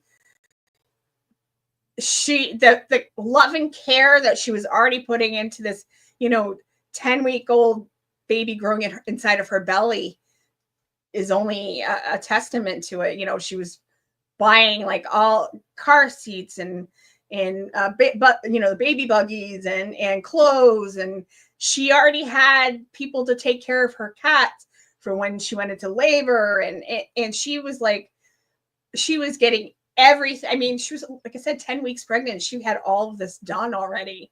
So I mean, that's indicative of how she would have been as a mom too.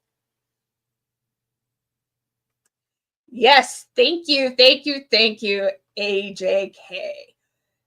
Make sure if you're not subscribe, and put like this stream, because it'll help get the algorithm push it out. Again, if you're not a subscriber, please subscribe, because I am trying to get up to 2,000. I'm really close. I think I need like 150 more people. So please subscribe if you're not subscribed.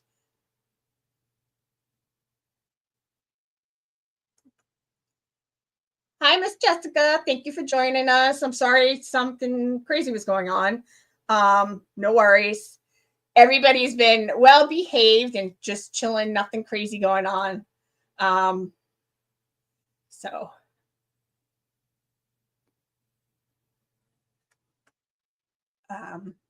Thank you, Mizzy. You are an angel, an earth angel.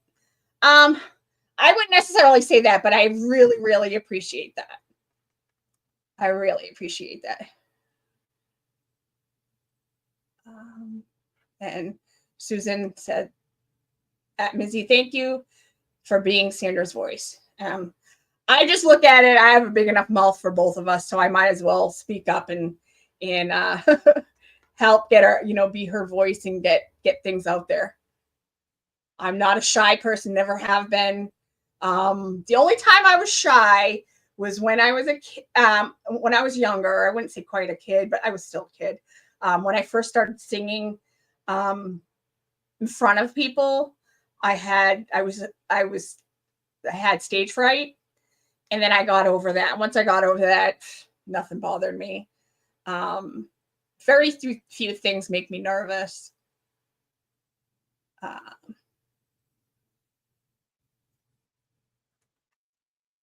Miss Jessica, we love you, Mizzy. We love you too, Miss Jessica. We still got to have our conversation.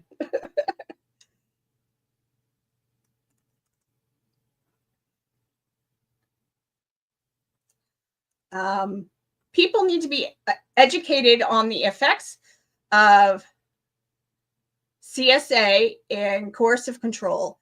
This is important. Perhaps team up with, I don't know, belong here. She's a PhD. Oh, psychologist. Oh, okay. Yeah, that's something I can look into. Yeah, I actually found somebody online the other day that who's a YouTuber that I liked what she was saying. She's a psychologist, but she also, one of her specialties is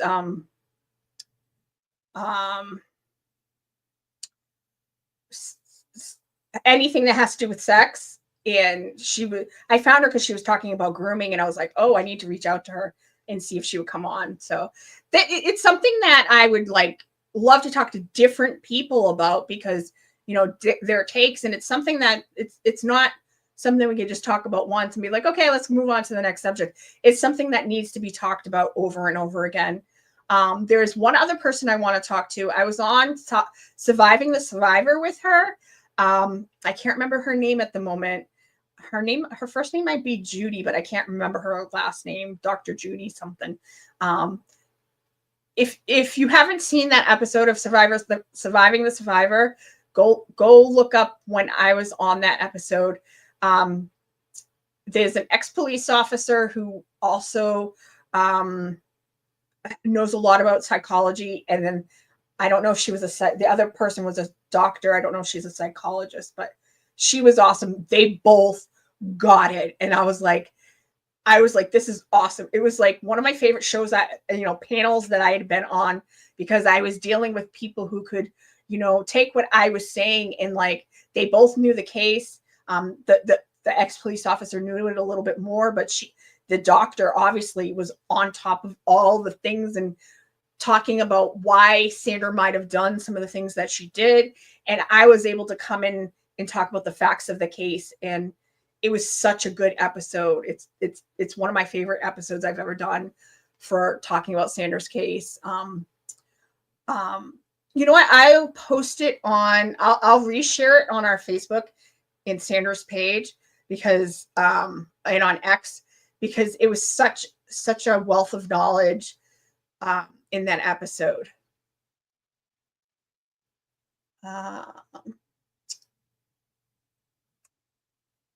Thank you for being a replay crew. Like I said before, the replay crew is so important.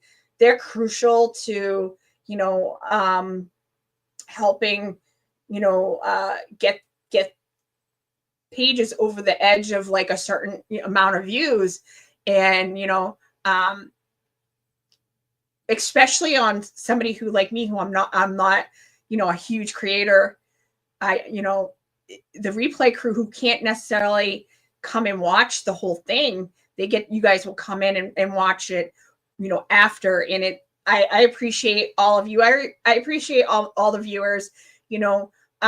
For me, I'm just trying to get, right now it's Sandra's case we're talking about. I'm trying to get Sandra's case out there, but there are other cases I want to bring to you guys that are just as important. To me personally, like Brandon Embry's case. His case means a lot to me. I said to somebody the other day that, Sandra and Brandon each own half of my heart, maybe 3/4, maybe each, because my dog owns part of it. But both of these cases, like, mean so much to me. And, you know, and it's also showing what happens when a police investigation isn't handled right, and what a family goes through. You know, families are left in the wake of horrible investigations. You know, the public gets to move on, but the family can't. So it's like, in Sandra's family's case, they've been like, this isn't right. You know, something's wrong here. It's not right what's going on. And that's what happened in Brandon's case. Give me 1 second. I just got to check our page again. And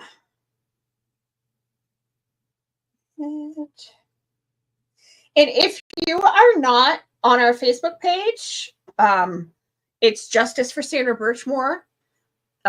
You can also go to our, I can't bring it up. Let me see, Justice. Yeah, okay, it's hard because I don't have a mouse right now, so I'm doing like it's not letting me. Oh, yeah, I'll drop the link in a minute for the page.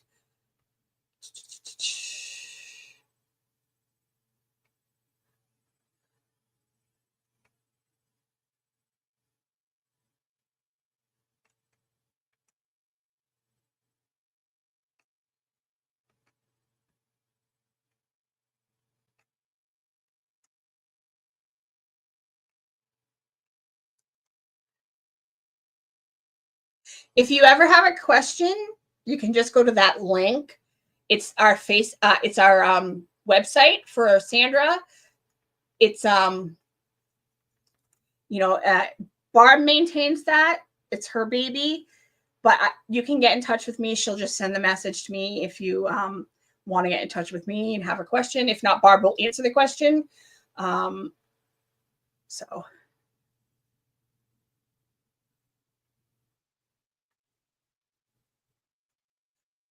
Talking about grooming, it literally rewinds the brain, the human brain, especially at such a formative age. Yes, it does. It takes a person, a person's life is on a path, and it basically takes the path and diverts it to a different direction. Like I've said with Sandra, she was a very, very smart person, but it took her in this direction that her life never would have went.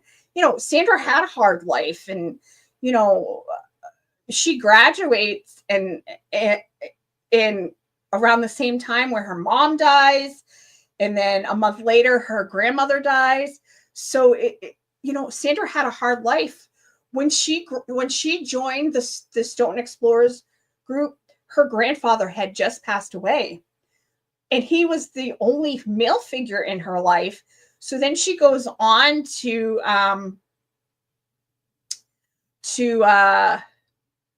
deal with these, goes into the program, and they become the male figures in her life, and they're horrible, disgusting, vile people.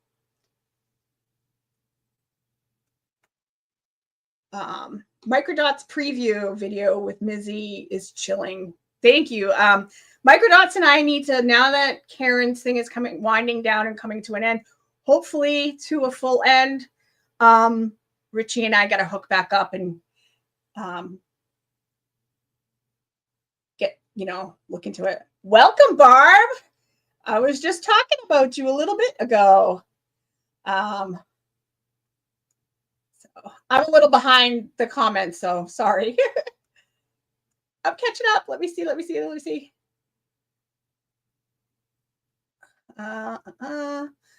Barb's answering questions. Mizzy. I'm a clinical social worker, but I've specialized in this kind of thing.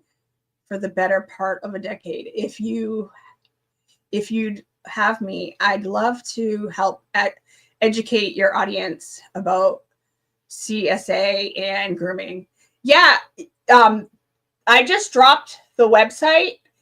You can send a message through the website and Barb will give it to me. And then we can link up that way. Okay, let me try to catch up because Barb was answering a bunch of questions in the chat. So I can kind of scroll a little bit more. Hello, Right On. Welcome. Thank you for joining us.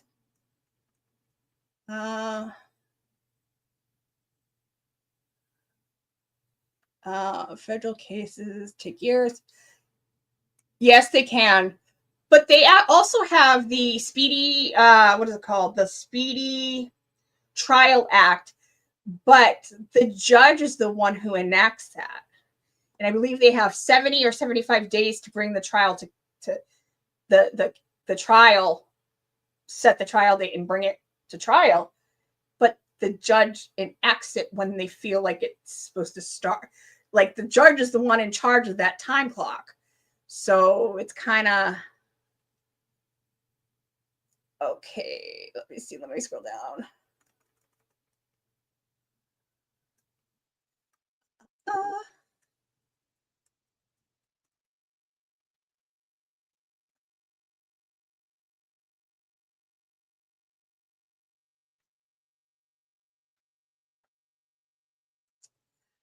There's also corruption where I live, Susan, but we just have more people and it's harder to track more people. I just think it's expanded. It's on a larger scale usually when it comes to you know that. Hi, Shari D. I'm going to, woo! My thing just went haywire. Sorry if I didn't answer your question because it just went all the way down to the bottom. I'm going to drop something for you. Yes, they weren't identical. I agree, Barb. They're fraternal.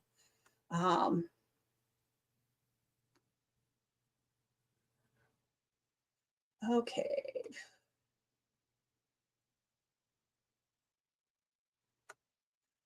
As I was saying, it's when corruption's in a bigger place, it's on a grander scale. I think sometimes, you know, police office. I know I'm showing comments from like a half hour ago. Sorry, guys. Police officers should have more care and concern for people at the hospital with 4 mental health centers. Yeah, I fully agree. You know, where I assume you're talking about Juston's case.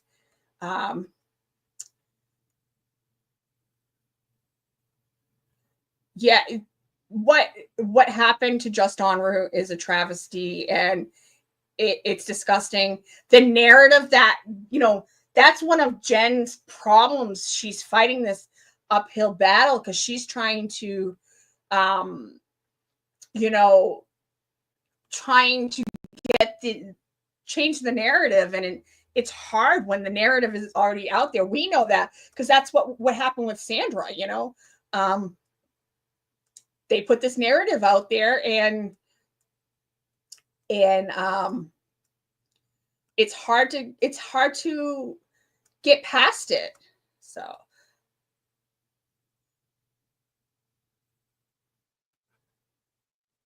thank you. Thank you for you and Mizzy's continued support for Sandra. You know, myself and Barb are both in this for the long haul. You know, as Barb being a family member, you know, she can't walk away. She, you know, it was her cousin that she loved. So, you know, I'm not going to walk away, but like I technically could walk away. I wouldn't, because it's too much of me now. But, you know, Barb can't. That was her cousin.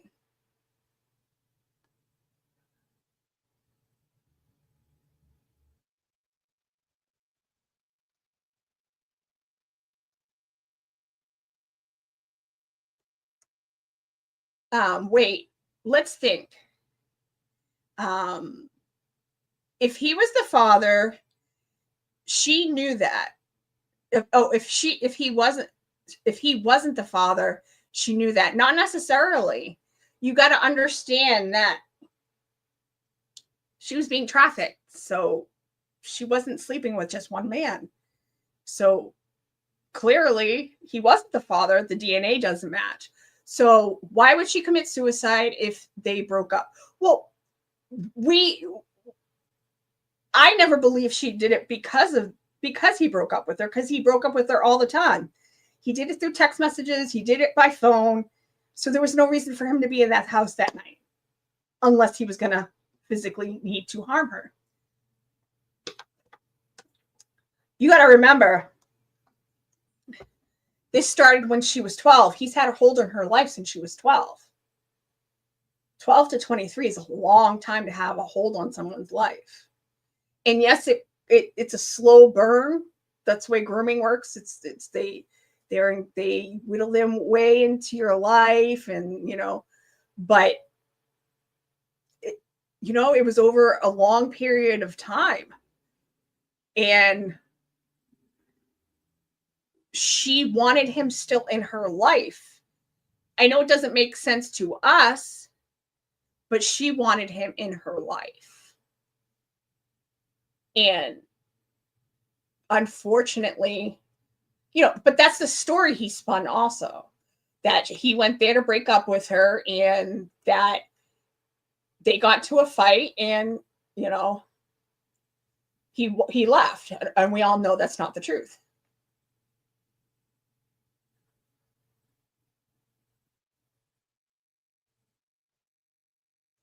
I agree. It would be wonderful if we got a not guilty verdict tomorrow.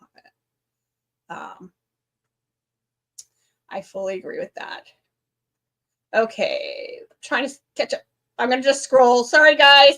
If you ask me something, I'm sorry.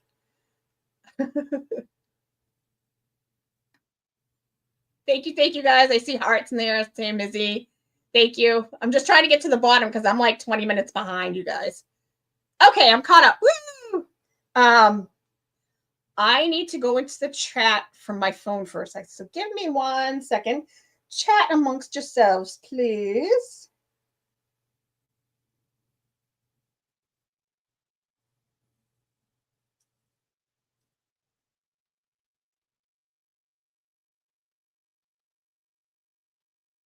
Because I can only do this through my phone.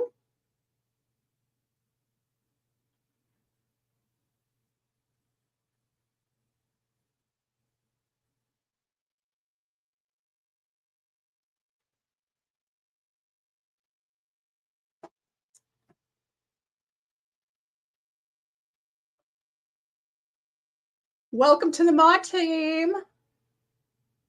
Shari D, you're able to do moderating now. Thank you.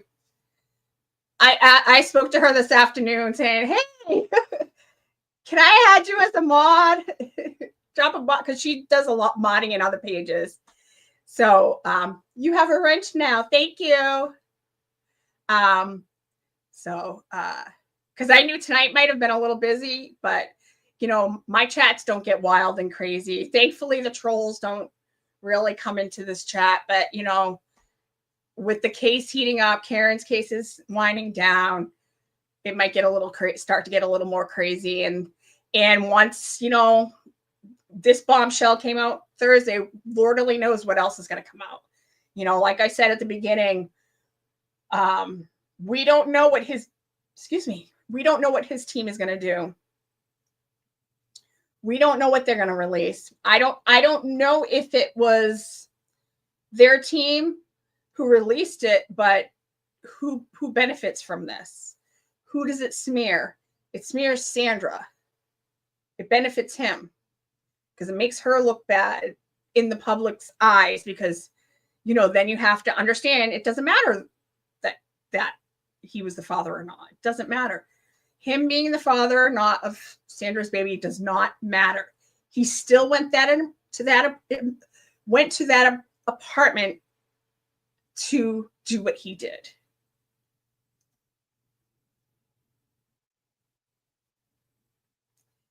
Yes, for those who are just listening, did you hear that John Stamos in concert, Free Can't Read? Yes, I heard it. I saw the video. I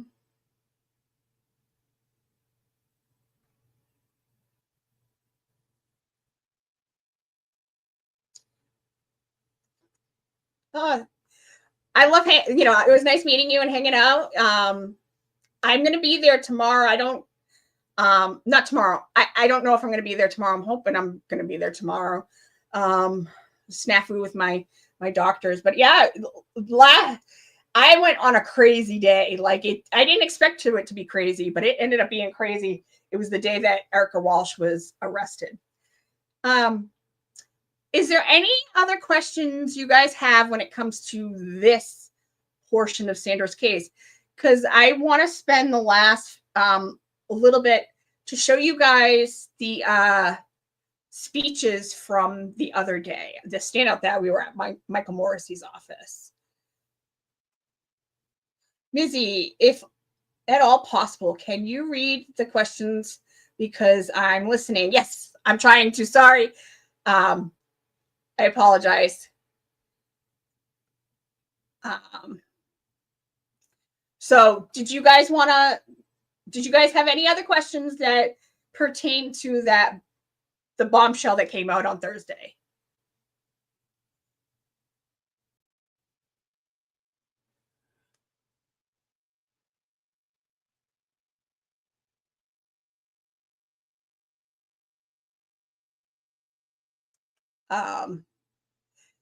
I have my shrink appointment tomorrow at 3, so I hope that Karen's free by then. Yeah, it would be wonderful if she was free by then.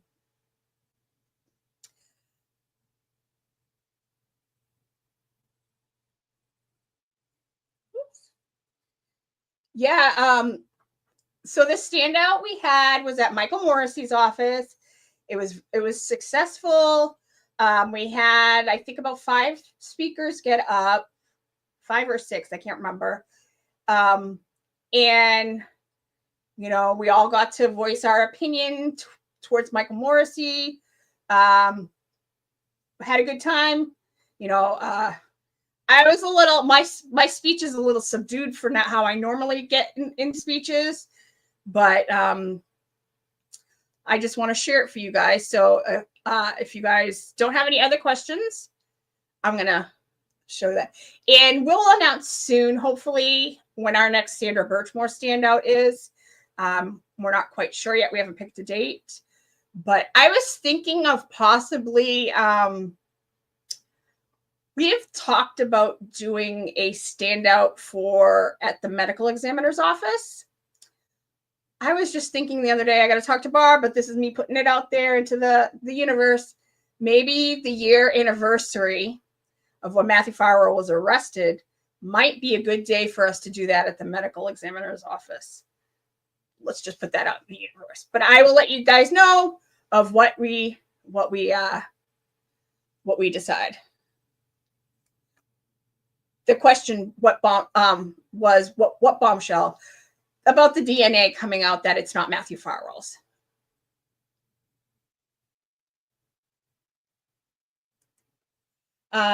Question, do you know if they know who the father is? I don't know. I have no insight into that. I just know that excuse me, me and Barb got information from a source saying it's true that he is not the father. So I wish I knew, you know, I wish, but that's something they're not going to want to get out there. You know, they probably don't want the public knowing that right now. So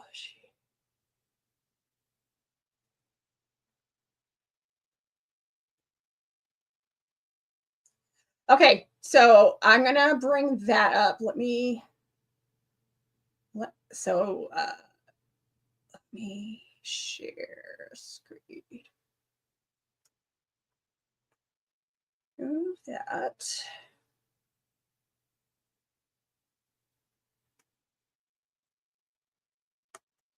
I'm gonna bring it.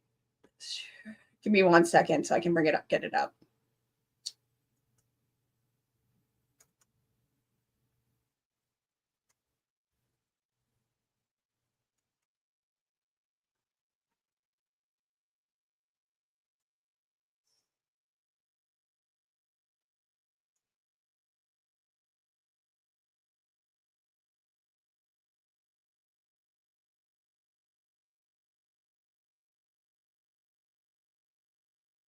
Why is it not? Hold on. Give me 1 second. Sorry, guys. When I hit shared screen, it gave me the wrong one.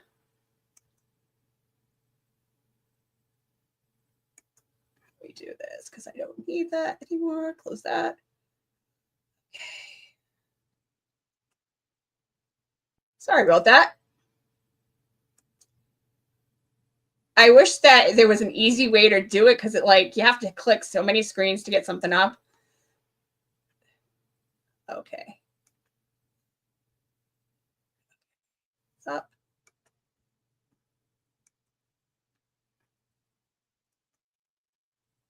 I'm going to take me off the screen. Okay, here we go. To welcome our friend Dina. Oh shit, I'm first. A woman of the world. Oi. She's going to be going to Indonesia soon, and we pray that she doesn't get arrested. Dina, I'm going to have you come over this way so you're not directly in front of the speaker. Wait a minute, we're gonna Dina, where are you streaming? resistant to silence. Dina is streaming on the Resistant to Silence channel. Me and Brandy, we're doing it together. And Brandy is here as well. And so for all of those of you out there watching, hello, welcome. We're glad that you're here with us in spirit, even though you're not here with us right now. And without further ado, I'm going to hand you over to Dina. Here we go. We all know that I don't write speeches down because I'm terrible at it. But first off, I want to thank everybody here because all of you guys have become family, all of us to each other. We've spent, 3 years, let's just say, together protesting, giving stuff up, and fighting the good fight. And what started off as learning about stuff has become signs like this, where it's not one person, it's multiple people. And that's really sad that we're here doing this in front of this office, and this office is responsible for the people's faces on these banners and signs and everything. It's disgusting. As a resident of Massachusetts, I'm horrified because we grow up, you're supposed to respect your police, you're supposed to trust them. We raise our children and say, if you're ever lost, go find a police officer. He's going to help you. Well, here in Norfolk County, we know that's bullshit because you can't tell who's a good police officer and who's a bad police officer, which is sad because there's plenty of good police officers out there. But right now we're fighting because we want the bad ones gone. And everybody here has bled, sweat, tears, so much stuff in order to bring out the truth in Norfolk, to the world of what's going on here in Norfolk County. And all of you guys, I've said it a million times, I'll say it again. We're a huge puzzle, and every single piece, every single one of you is a piece of that puzzle. And a puzzle is no good if we're missing a piece. So all of you guys deserve rounds of applause for what you've all given up. Especially I want to say to the people of Canton. Sometimes we forget that these people live here in this county and they have gone through holy hell trying to keep their voices out there for everyone to know. On that note, we are just about ready to free Karen Reed. Yeah. We know anyone with half a brain knows that there's reasonable doubt. Anybody out there, and the world's watching this. and they're all looking at the same thing. The defense had a great week with the doctors and the experts that testified. So we're confident she's going to walk out of there free of those charges. But it doesn't end there. This all gathered because Aiden reported on it and brought it out to the light. And that's what made us all gather here and fight for the good fight. So, but when Karen is free of these charges, we need to make sure that they don't forget we're not going anywhere. Because we then have to seek justice for Boston police officer John O'Keefe. And then, and then we have Sandra Birchmore and her unborn child. Nobody here has forgotten this stuff. And then on top of that, we have just en route. Nobody here has forgotten that. And then on top of that, Enrique Delgado Garcia. We haven't forgotten that. The world likes to portray like, oh, we forgot about John. He was lost in this. No, he wasn't. But we only have two arms. We only have one heart. We have to put 110% out there, almost like one at a time, because you sacrifice so much. So nobody is forgotten. And that's why they all put together this, because you know what? Together we are stronger. Together our voices, we can raise mountains. I mean, we've seen what we can do as a whole unit. So I just want to say, don't give up. Don't give up. Keep on fighting, because they're hoping when this is over with Karen that we walk away and we're going to be silent. And I just want to say, oh, fuck no, we're not. We're not going anywhere, people. We're stronger. The world's watching. They're going to join in, and we're not giving up till that fat ass in this office is gone. One. I want to see the people, that police officers that perjured themselves on that stand should be held accountable. And that's another thing we got to fight for. Everybody's got to do FOIAs and everything. Get all the information that you can. We all became enlightened in all of this, and it's really important. And all I got to say is I love all of you. I got your back. I know you all got my back, and we just got to stay stronger and stay with this and help one another. And it's important. So we ain't got no quit. Thank you so much, Tina. I couldn't agree more. Well done. Next up, taking a break from her wedding planning to make her way out here today, is a person who really spends so much time behind the scenes of this movement, organizing events and raising funds and everything else. I truly am in awe of everything she's been able to accomplish. Here she is, Deanna Corby. Yeah. Hi. All right, I'm going to do short and sweet because I'm not a good speaker. Just because we're going to hear not guilty, not guilty, not guilty soon doesn't mean that our work's done. There's a lot of victims of this office right here. I did my research on prescription weight loss, and I'm ready to get my weight under control. The best news? I discovered IV. And beyond. And Aiden's got a long road ahead of him too, so we have to support him. Sandra, Justin, all of the people that are affected by the Norfolk County. I mean, they need a buffer zone here. It's not safe here. So that's all I really have. And I'm so proud of all of you guys, and we're going to keep going, and we're not going to stop.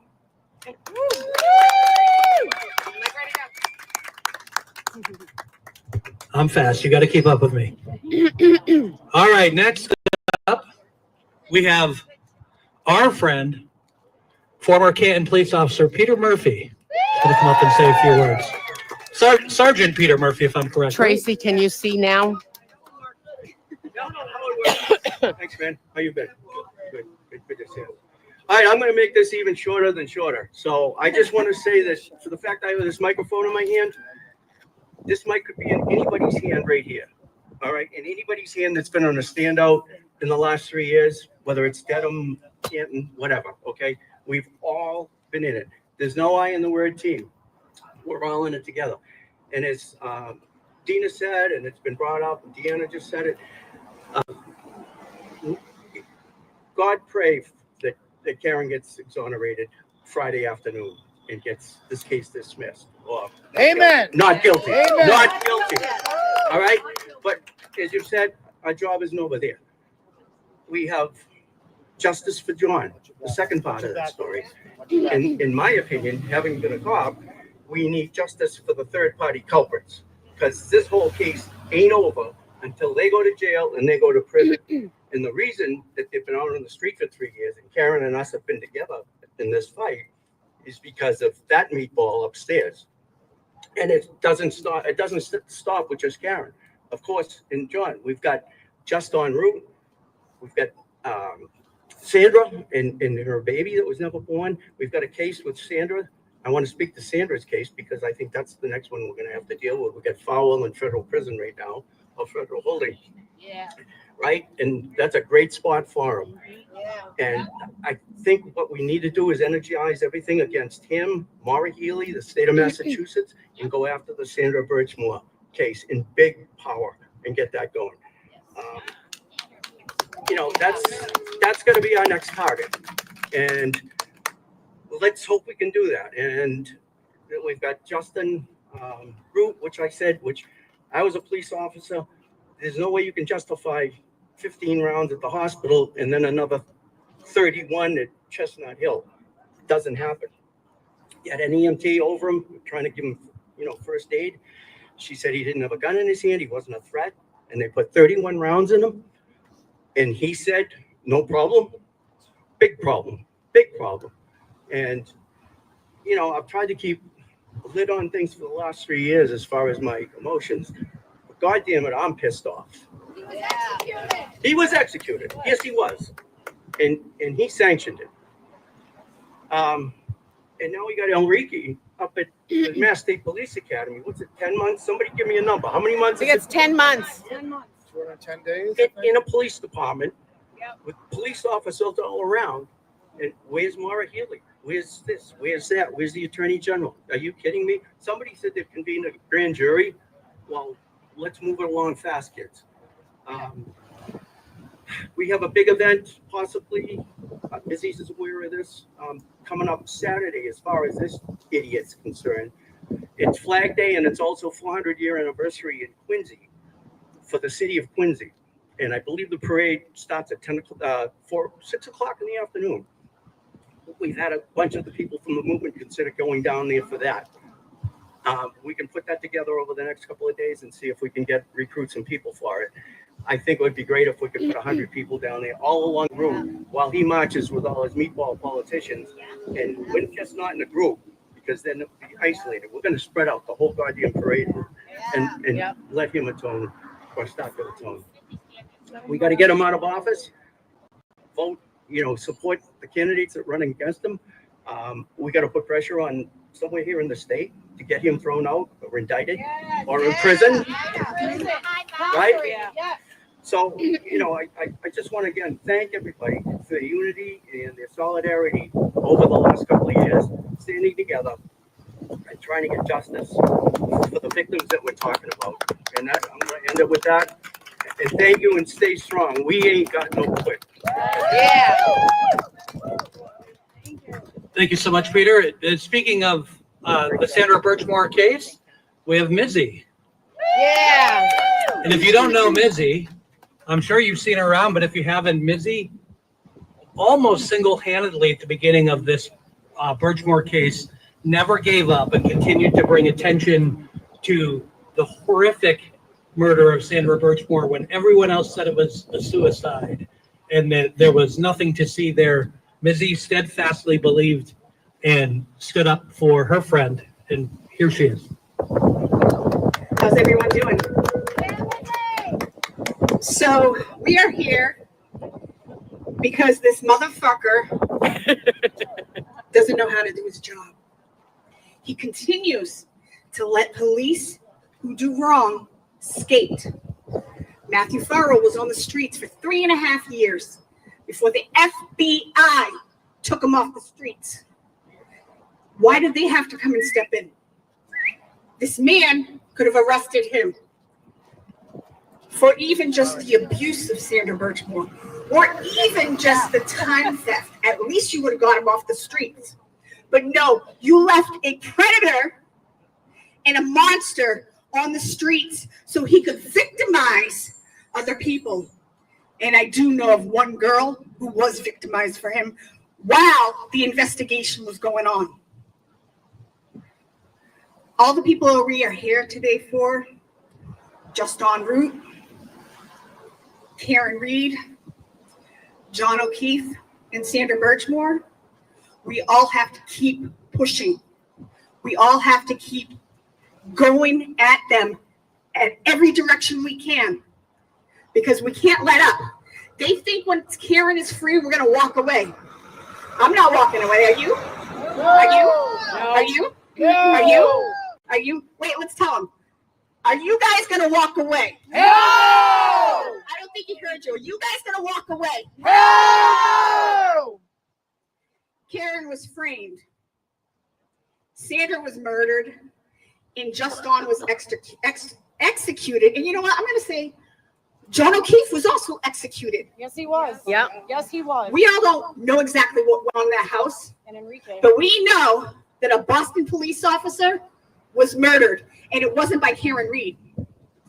So now that Karen's case is coming to an end, and we all are praying that it's not guilty times 3. Our work is just beginning. We have plenty more avenues we need to go down. We need to take our power and put it into action in other directions, like voting him out of office. So whoever's going to run against him, we need to put our power behind them. That's Yuri! He's just in time for our walk around after. Yeah. I want to thank everybody for coming out today. Watch your back. And I want to thank Jen and Deanna for helping me do this. We all work together, and I'm so glad that we were able to, do this. Jen was on vacation, and Bev made I can't remember even what call she made. And I messaged Deanna, and I said, you know what? These motherfuckers. I was like, I'm messaging Jen, and I was like, when do you get back from vacation? She's like, Tuesday. Oh, was it Tuesday? Tuesday. I said, all right, get ready, because we're going to plan something. Because we've been talking about it for a while, because we can't quit. We cannot let up. And we need to continue doing this. We need to keep spreading the word. We need to keep telling our friends and family so they understand the impact this man has had on lives. The people of Canton can't walk away from this. The repercussions of John O'Keefe and Karen Reed and Sandra Birchmore are going to live with Canton for a long time to come, and we need to support them. So let's tell them one more time. Yell with me. Karen was framed. Yes, framed. Sandra was murdered. Sandra was murdered. Justin was executed. Justin was executed. John O'Keefe was executed. John O'Keefe was executed. And they all deserve justice.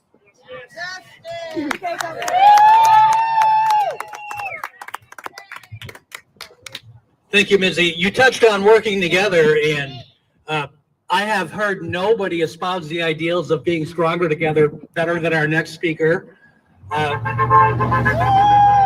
You heard about her brother Justin Root's case, and I'm going to invite Jen Root up to say a few words. And I have to say, Jen Root, as I always say every time, is the sister that we all want to have.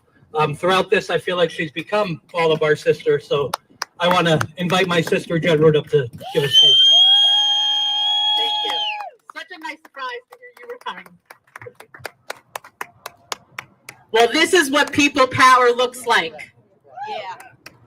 And this is what stronger together looks like. And for those people who are watching, come join us. If you can't, keep sharing, because we have to really ramp up. We've got a big fight, a big road ahead of us. Justice is really hard to get with all these people who are ignoring us. So just wanted to say that today we stand for Justin Root, Sandra Birchmore, and Officer John O'Keefe and Karen Reed. Lives have been lost. and lives shattered by a system that has failed us time and time again. These names are bound not only by tragedy, but by the same corrupt network of silence, protection, and cover-up. The same district attorney, same investigators, same protection of police, and same refusal to tell the truth. Hey, can you hold? I'll just fly away with that sentence. Each case is different, but they all share one undeniable thread. Investigators Proctor, Fanning, Buchanan, Garino, and others, operating within a justice system that protects power over people. We're here to say no more. No more! We also stand for Enrique Delgado Garcia, a young man whose family waits for the truth and still waits for justice. His case, too, involves the Massachusetts State Police and demands the same accountability as we seek here today. Amen. Amen.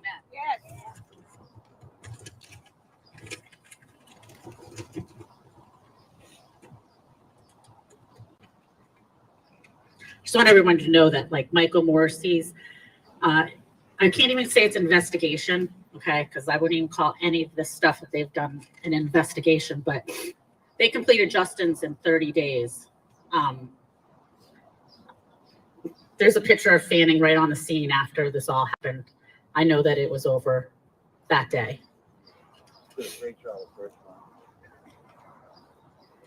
There's been no charges, no accountability, and the truth was buried and the one-sided self-serving narrative was told about my brother.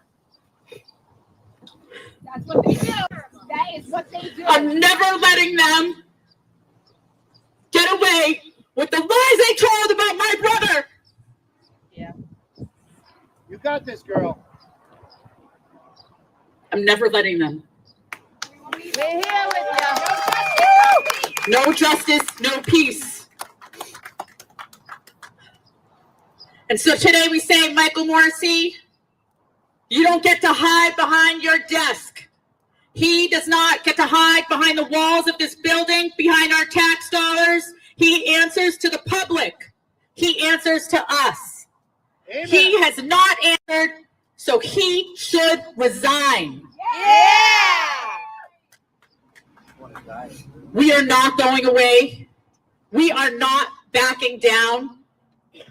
We are stronger than your silence, and we're stronger than your corruption. Yeah. And we are stronger together, and we are just one. Yep. Thank you. Woo! Thank you so much, Shen. All right, before we march around the building, I'm going to wrap it up. My name's Jason Broyle. Some of you may know me better. Sorry, I forgot. It's not Haley Walbrecht on Twitter, and it's the most fitting username ever because, indeed, I am not Haley Walbrecht. I am an independent journalist and an advocate for victims and frequent commentator on cases like all of the ones that we're here talking about today. And on November 13th, I stood in this very spot and called on Michael Morrissey to resign. Today, the second Karen Reed trial is coming to an end, likely with an acquittal. Oh, yes. And here I am again today, still calling on District Attorney Morrissey to resign. I'm here to say on behalf of all of you people and the thousands of people watching from home, we're not going to stop. We will come back as many times as we need to until the people of Norfolk County can live knowing that they don't have to fear their government if somebody more powerful comes along. Last time we were calling on him to do the right thing, dismiss the charges, and did he? No. No. Instead, he brought in the slimiest lawyer that he could find in Hank Brennan to make a further mockery of the criminal justice system in Norfolk County. My boy. Has he ever done the right thing? No. No. He hasn't. And in fact, the only consistent thing he's ever done is the wrong thing. He did the wrong thing in response to the murder of Officer John O'Keefe by charging Karen Reed. He did the wrong thing by covering for the killer cop Farwell in the Sandra Birchmore case. He did the wrong thing when covering for the Boston police as they executed a helpless and dying just en route on the ground. And he did the wrong thing when pursuing Aidan Carney, for allegedly violating a bogus restraining order and exercising his First Amendment rights. And he covered up for the criminal state troopers who entered into a conspiracy to arrest and jail Carney, simply to shut him up and prevent him from bringing his own misdeeds and the misdeeds of the corrupt troopers like Michael Proctor, Whoa! Yuri Buchanan, Whoa! and the puppet master corrupt state police lieutenant Brian Tully. As long as he can protect them, it doesn't matter who else pays the price. You know, we met a new victim of Norfolk County prioritizing prosecuting journalists and covering up for dirty cops instead of just going after criminals just today on the steps of the courthouse at Dedham while attending the sham trial of Aiden Carney. A violent criminal predator had his case dismissed while we watched a dinosaur corrupt former judge, Robert Cosgrove, demonstrate that he doesn't even understand what hearsay is. It's shameful. I'd like to take a minute to thank each and every one of you, not just here, but in Dedham, in downtown Canton, and online across the world, and the standouts that we're doing. This isn't a moment, it's a movement. Without us, the media would simply read the press releases that were issued by the police or the district attorney, and everyone would just believe that Sandra Birchmore killed herself, or that just en route was a threat while he was lying helpless on the ground, or that Karen Reed killed John O'Keefe and that Enrique Delgado Garcia died of a tragic accident. Looking for the right weight loss treatment for you? Through hers, you can access personalized weight loss plans and lose up to 20% of your body weight or more with FDA-approved Wegovy at half the price. Today, we know better, and we can all be here demanding the much-needed accountability from the very people who are supposed to protect us, just like the people that work in this building behind us. Now, I stole that from my previous speech, but it means exactly the same thing today as it did then. These are the people who need to be held accountable for the decisions that they make. And instead, not only aren't they held accountable, but they're not holding anybody else accountable too, either. So today we stand together. It's time for justice for Sandra Birchmore, for Just en Route, for Enrique Delgado Garcia, and for John O'Keefe, and for all of the other victims and their families who are victims of not just the people who are committing the crimes, but the people who are supposed to protect them from the people who are committing the crimes. I also, sorry, I lost my place a minute here. I'm going to slide back up. We also want to let you know it's time to free Karen Reed, right? We're about to do that. Yes. It's time to free Aiden Carney. I don't care if you like Aiden Carney. He's a controversial figure, and sometimes he says some things that piss people off. Sometimes he says things that piss me off.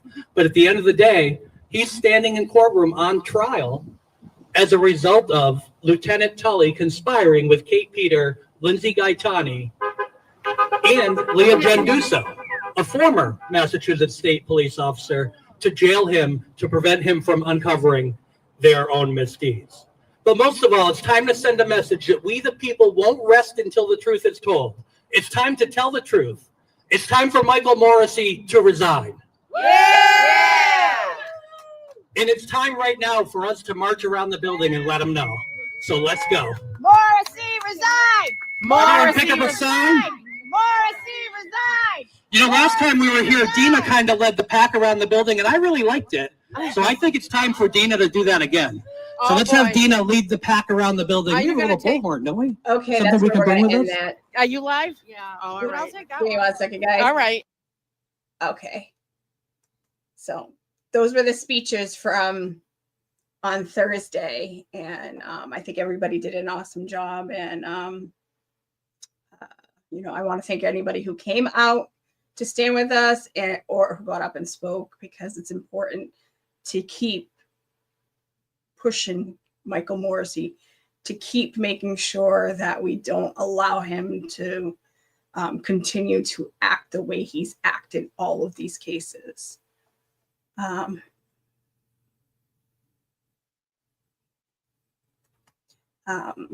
Scott, whoops, where is it?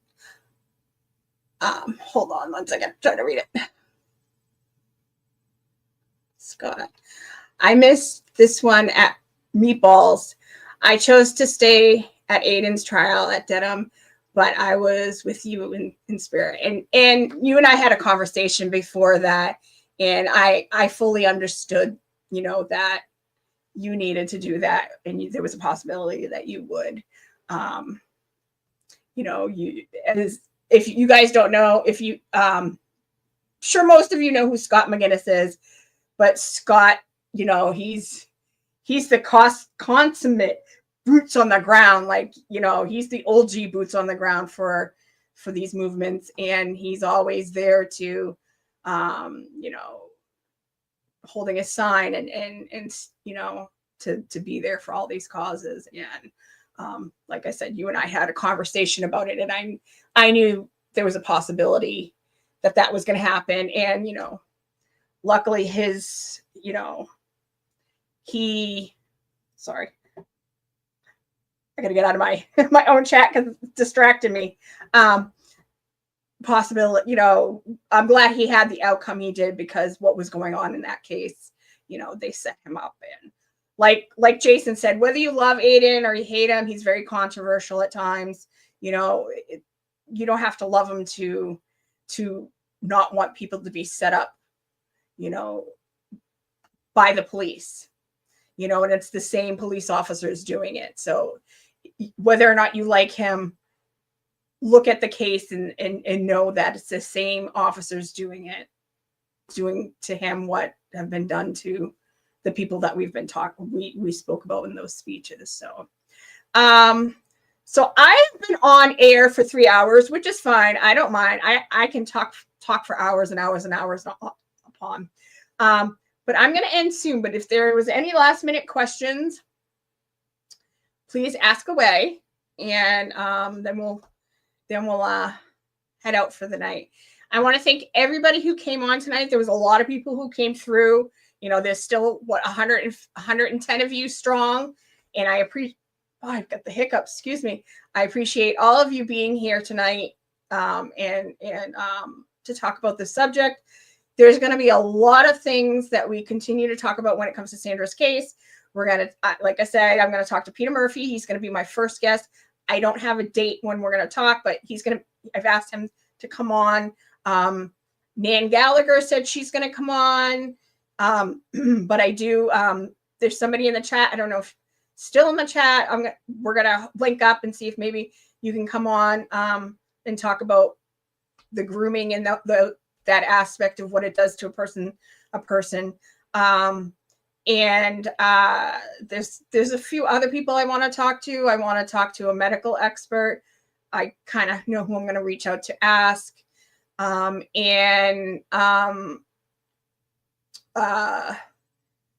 know, there's a lot of aspects of this case that I want to talk about. Yes, smash that like. It doesn't cost you anything. It's free, because it helps a small channel like mine get pushed out there. It means so much to me that everybody's here. Scott, I'm all on OG Turtle. I'm after all an OG Turtle Rider. How I got involved in Free Karen Reed and the Justice for Sandra Birchmore, then just on route, on and on and on. I mean, it's still you've expanded from just a turtle rider. You support all the different groups, and like I said, you helped me early on being able to get people to pay attention to Sandra's story, because you would talk about it in chats. Because I don't go, you know, I'll watch Aiden, but I don't go into his chat. And being in other chats, I that's how I first noticed you, was because you would mention Sandra, and I was like, who is this, you know? And like I said, that'll always mean a lot to me, because you helped it make it okay for people to be, you know, you're one of the reasons that made it okay for people to be like, oh, what's up with that Sandra Birchmore case? So it helped us being able to push Sandra's story a little bit easier. And I always appreciate that.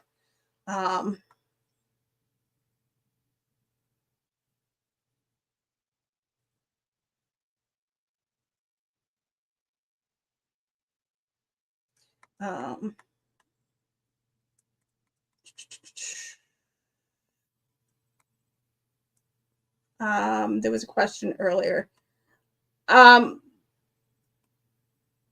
What was the update? The update just was that the Boston Globe released that Matthew Farwell isn't the father of the baby. And a lot of people have been asking questions about that, and I wanted to make sure that I did a show so we could, you know, put a bookend on it.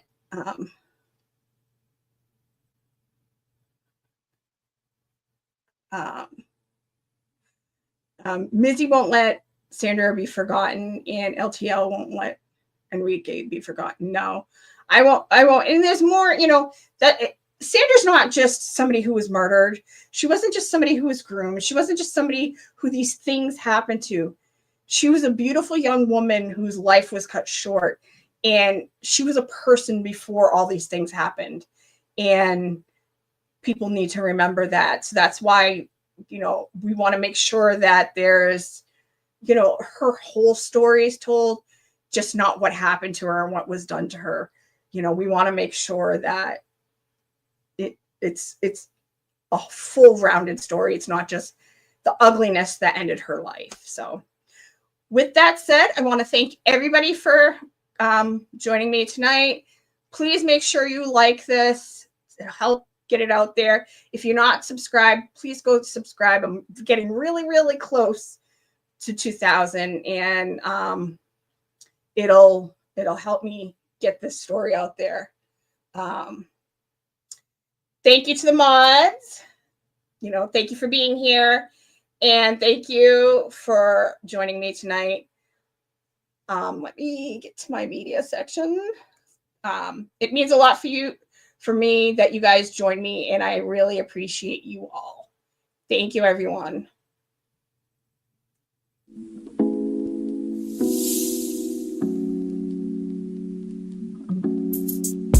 I'm Izzy, and I'm a mixed girl in a mixed up world.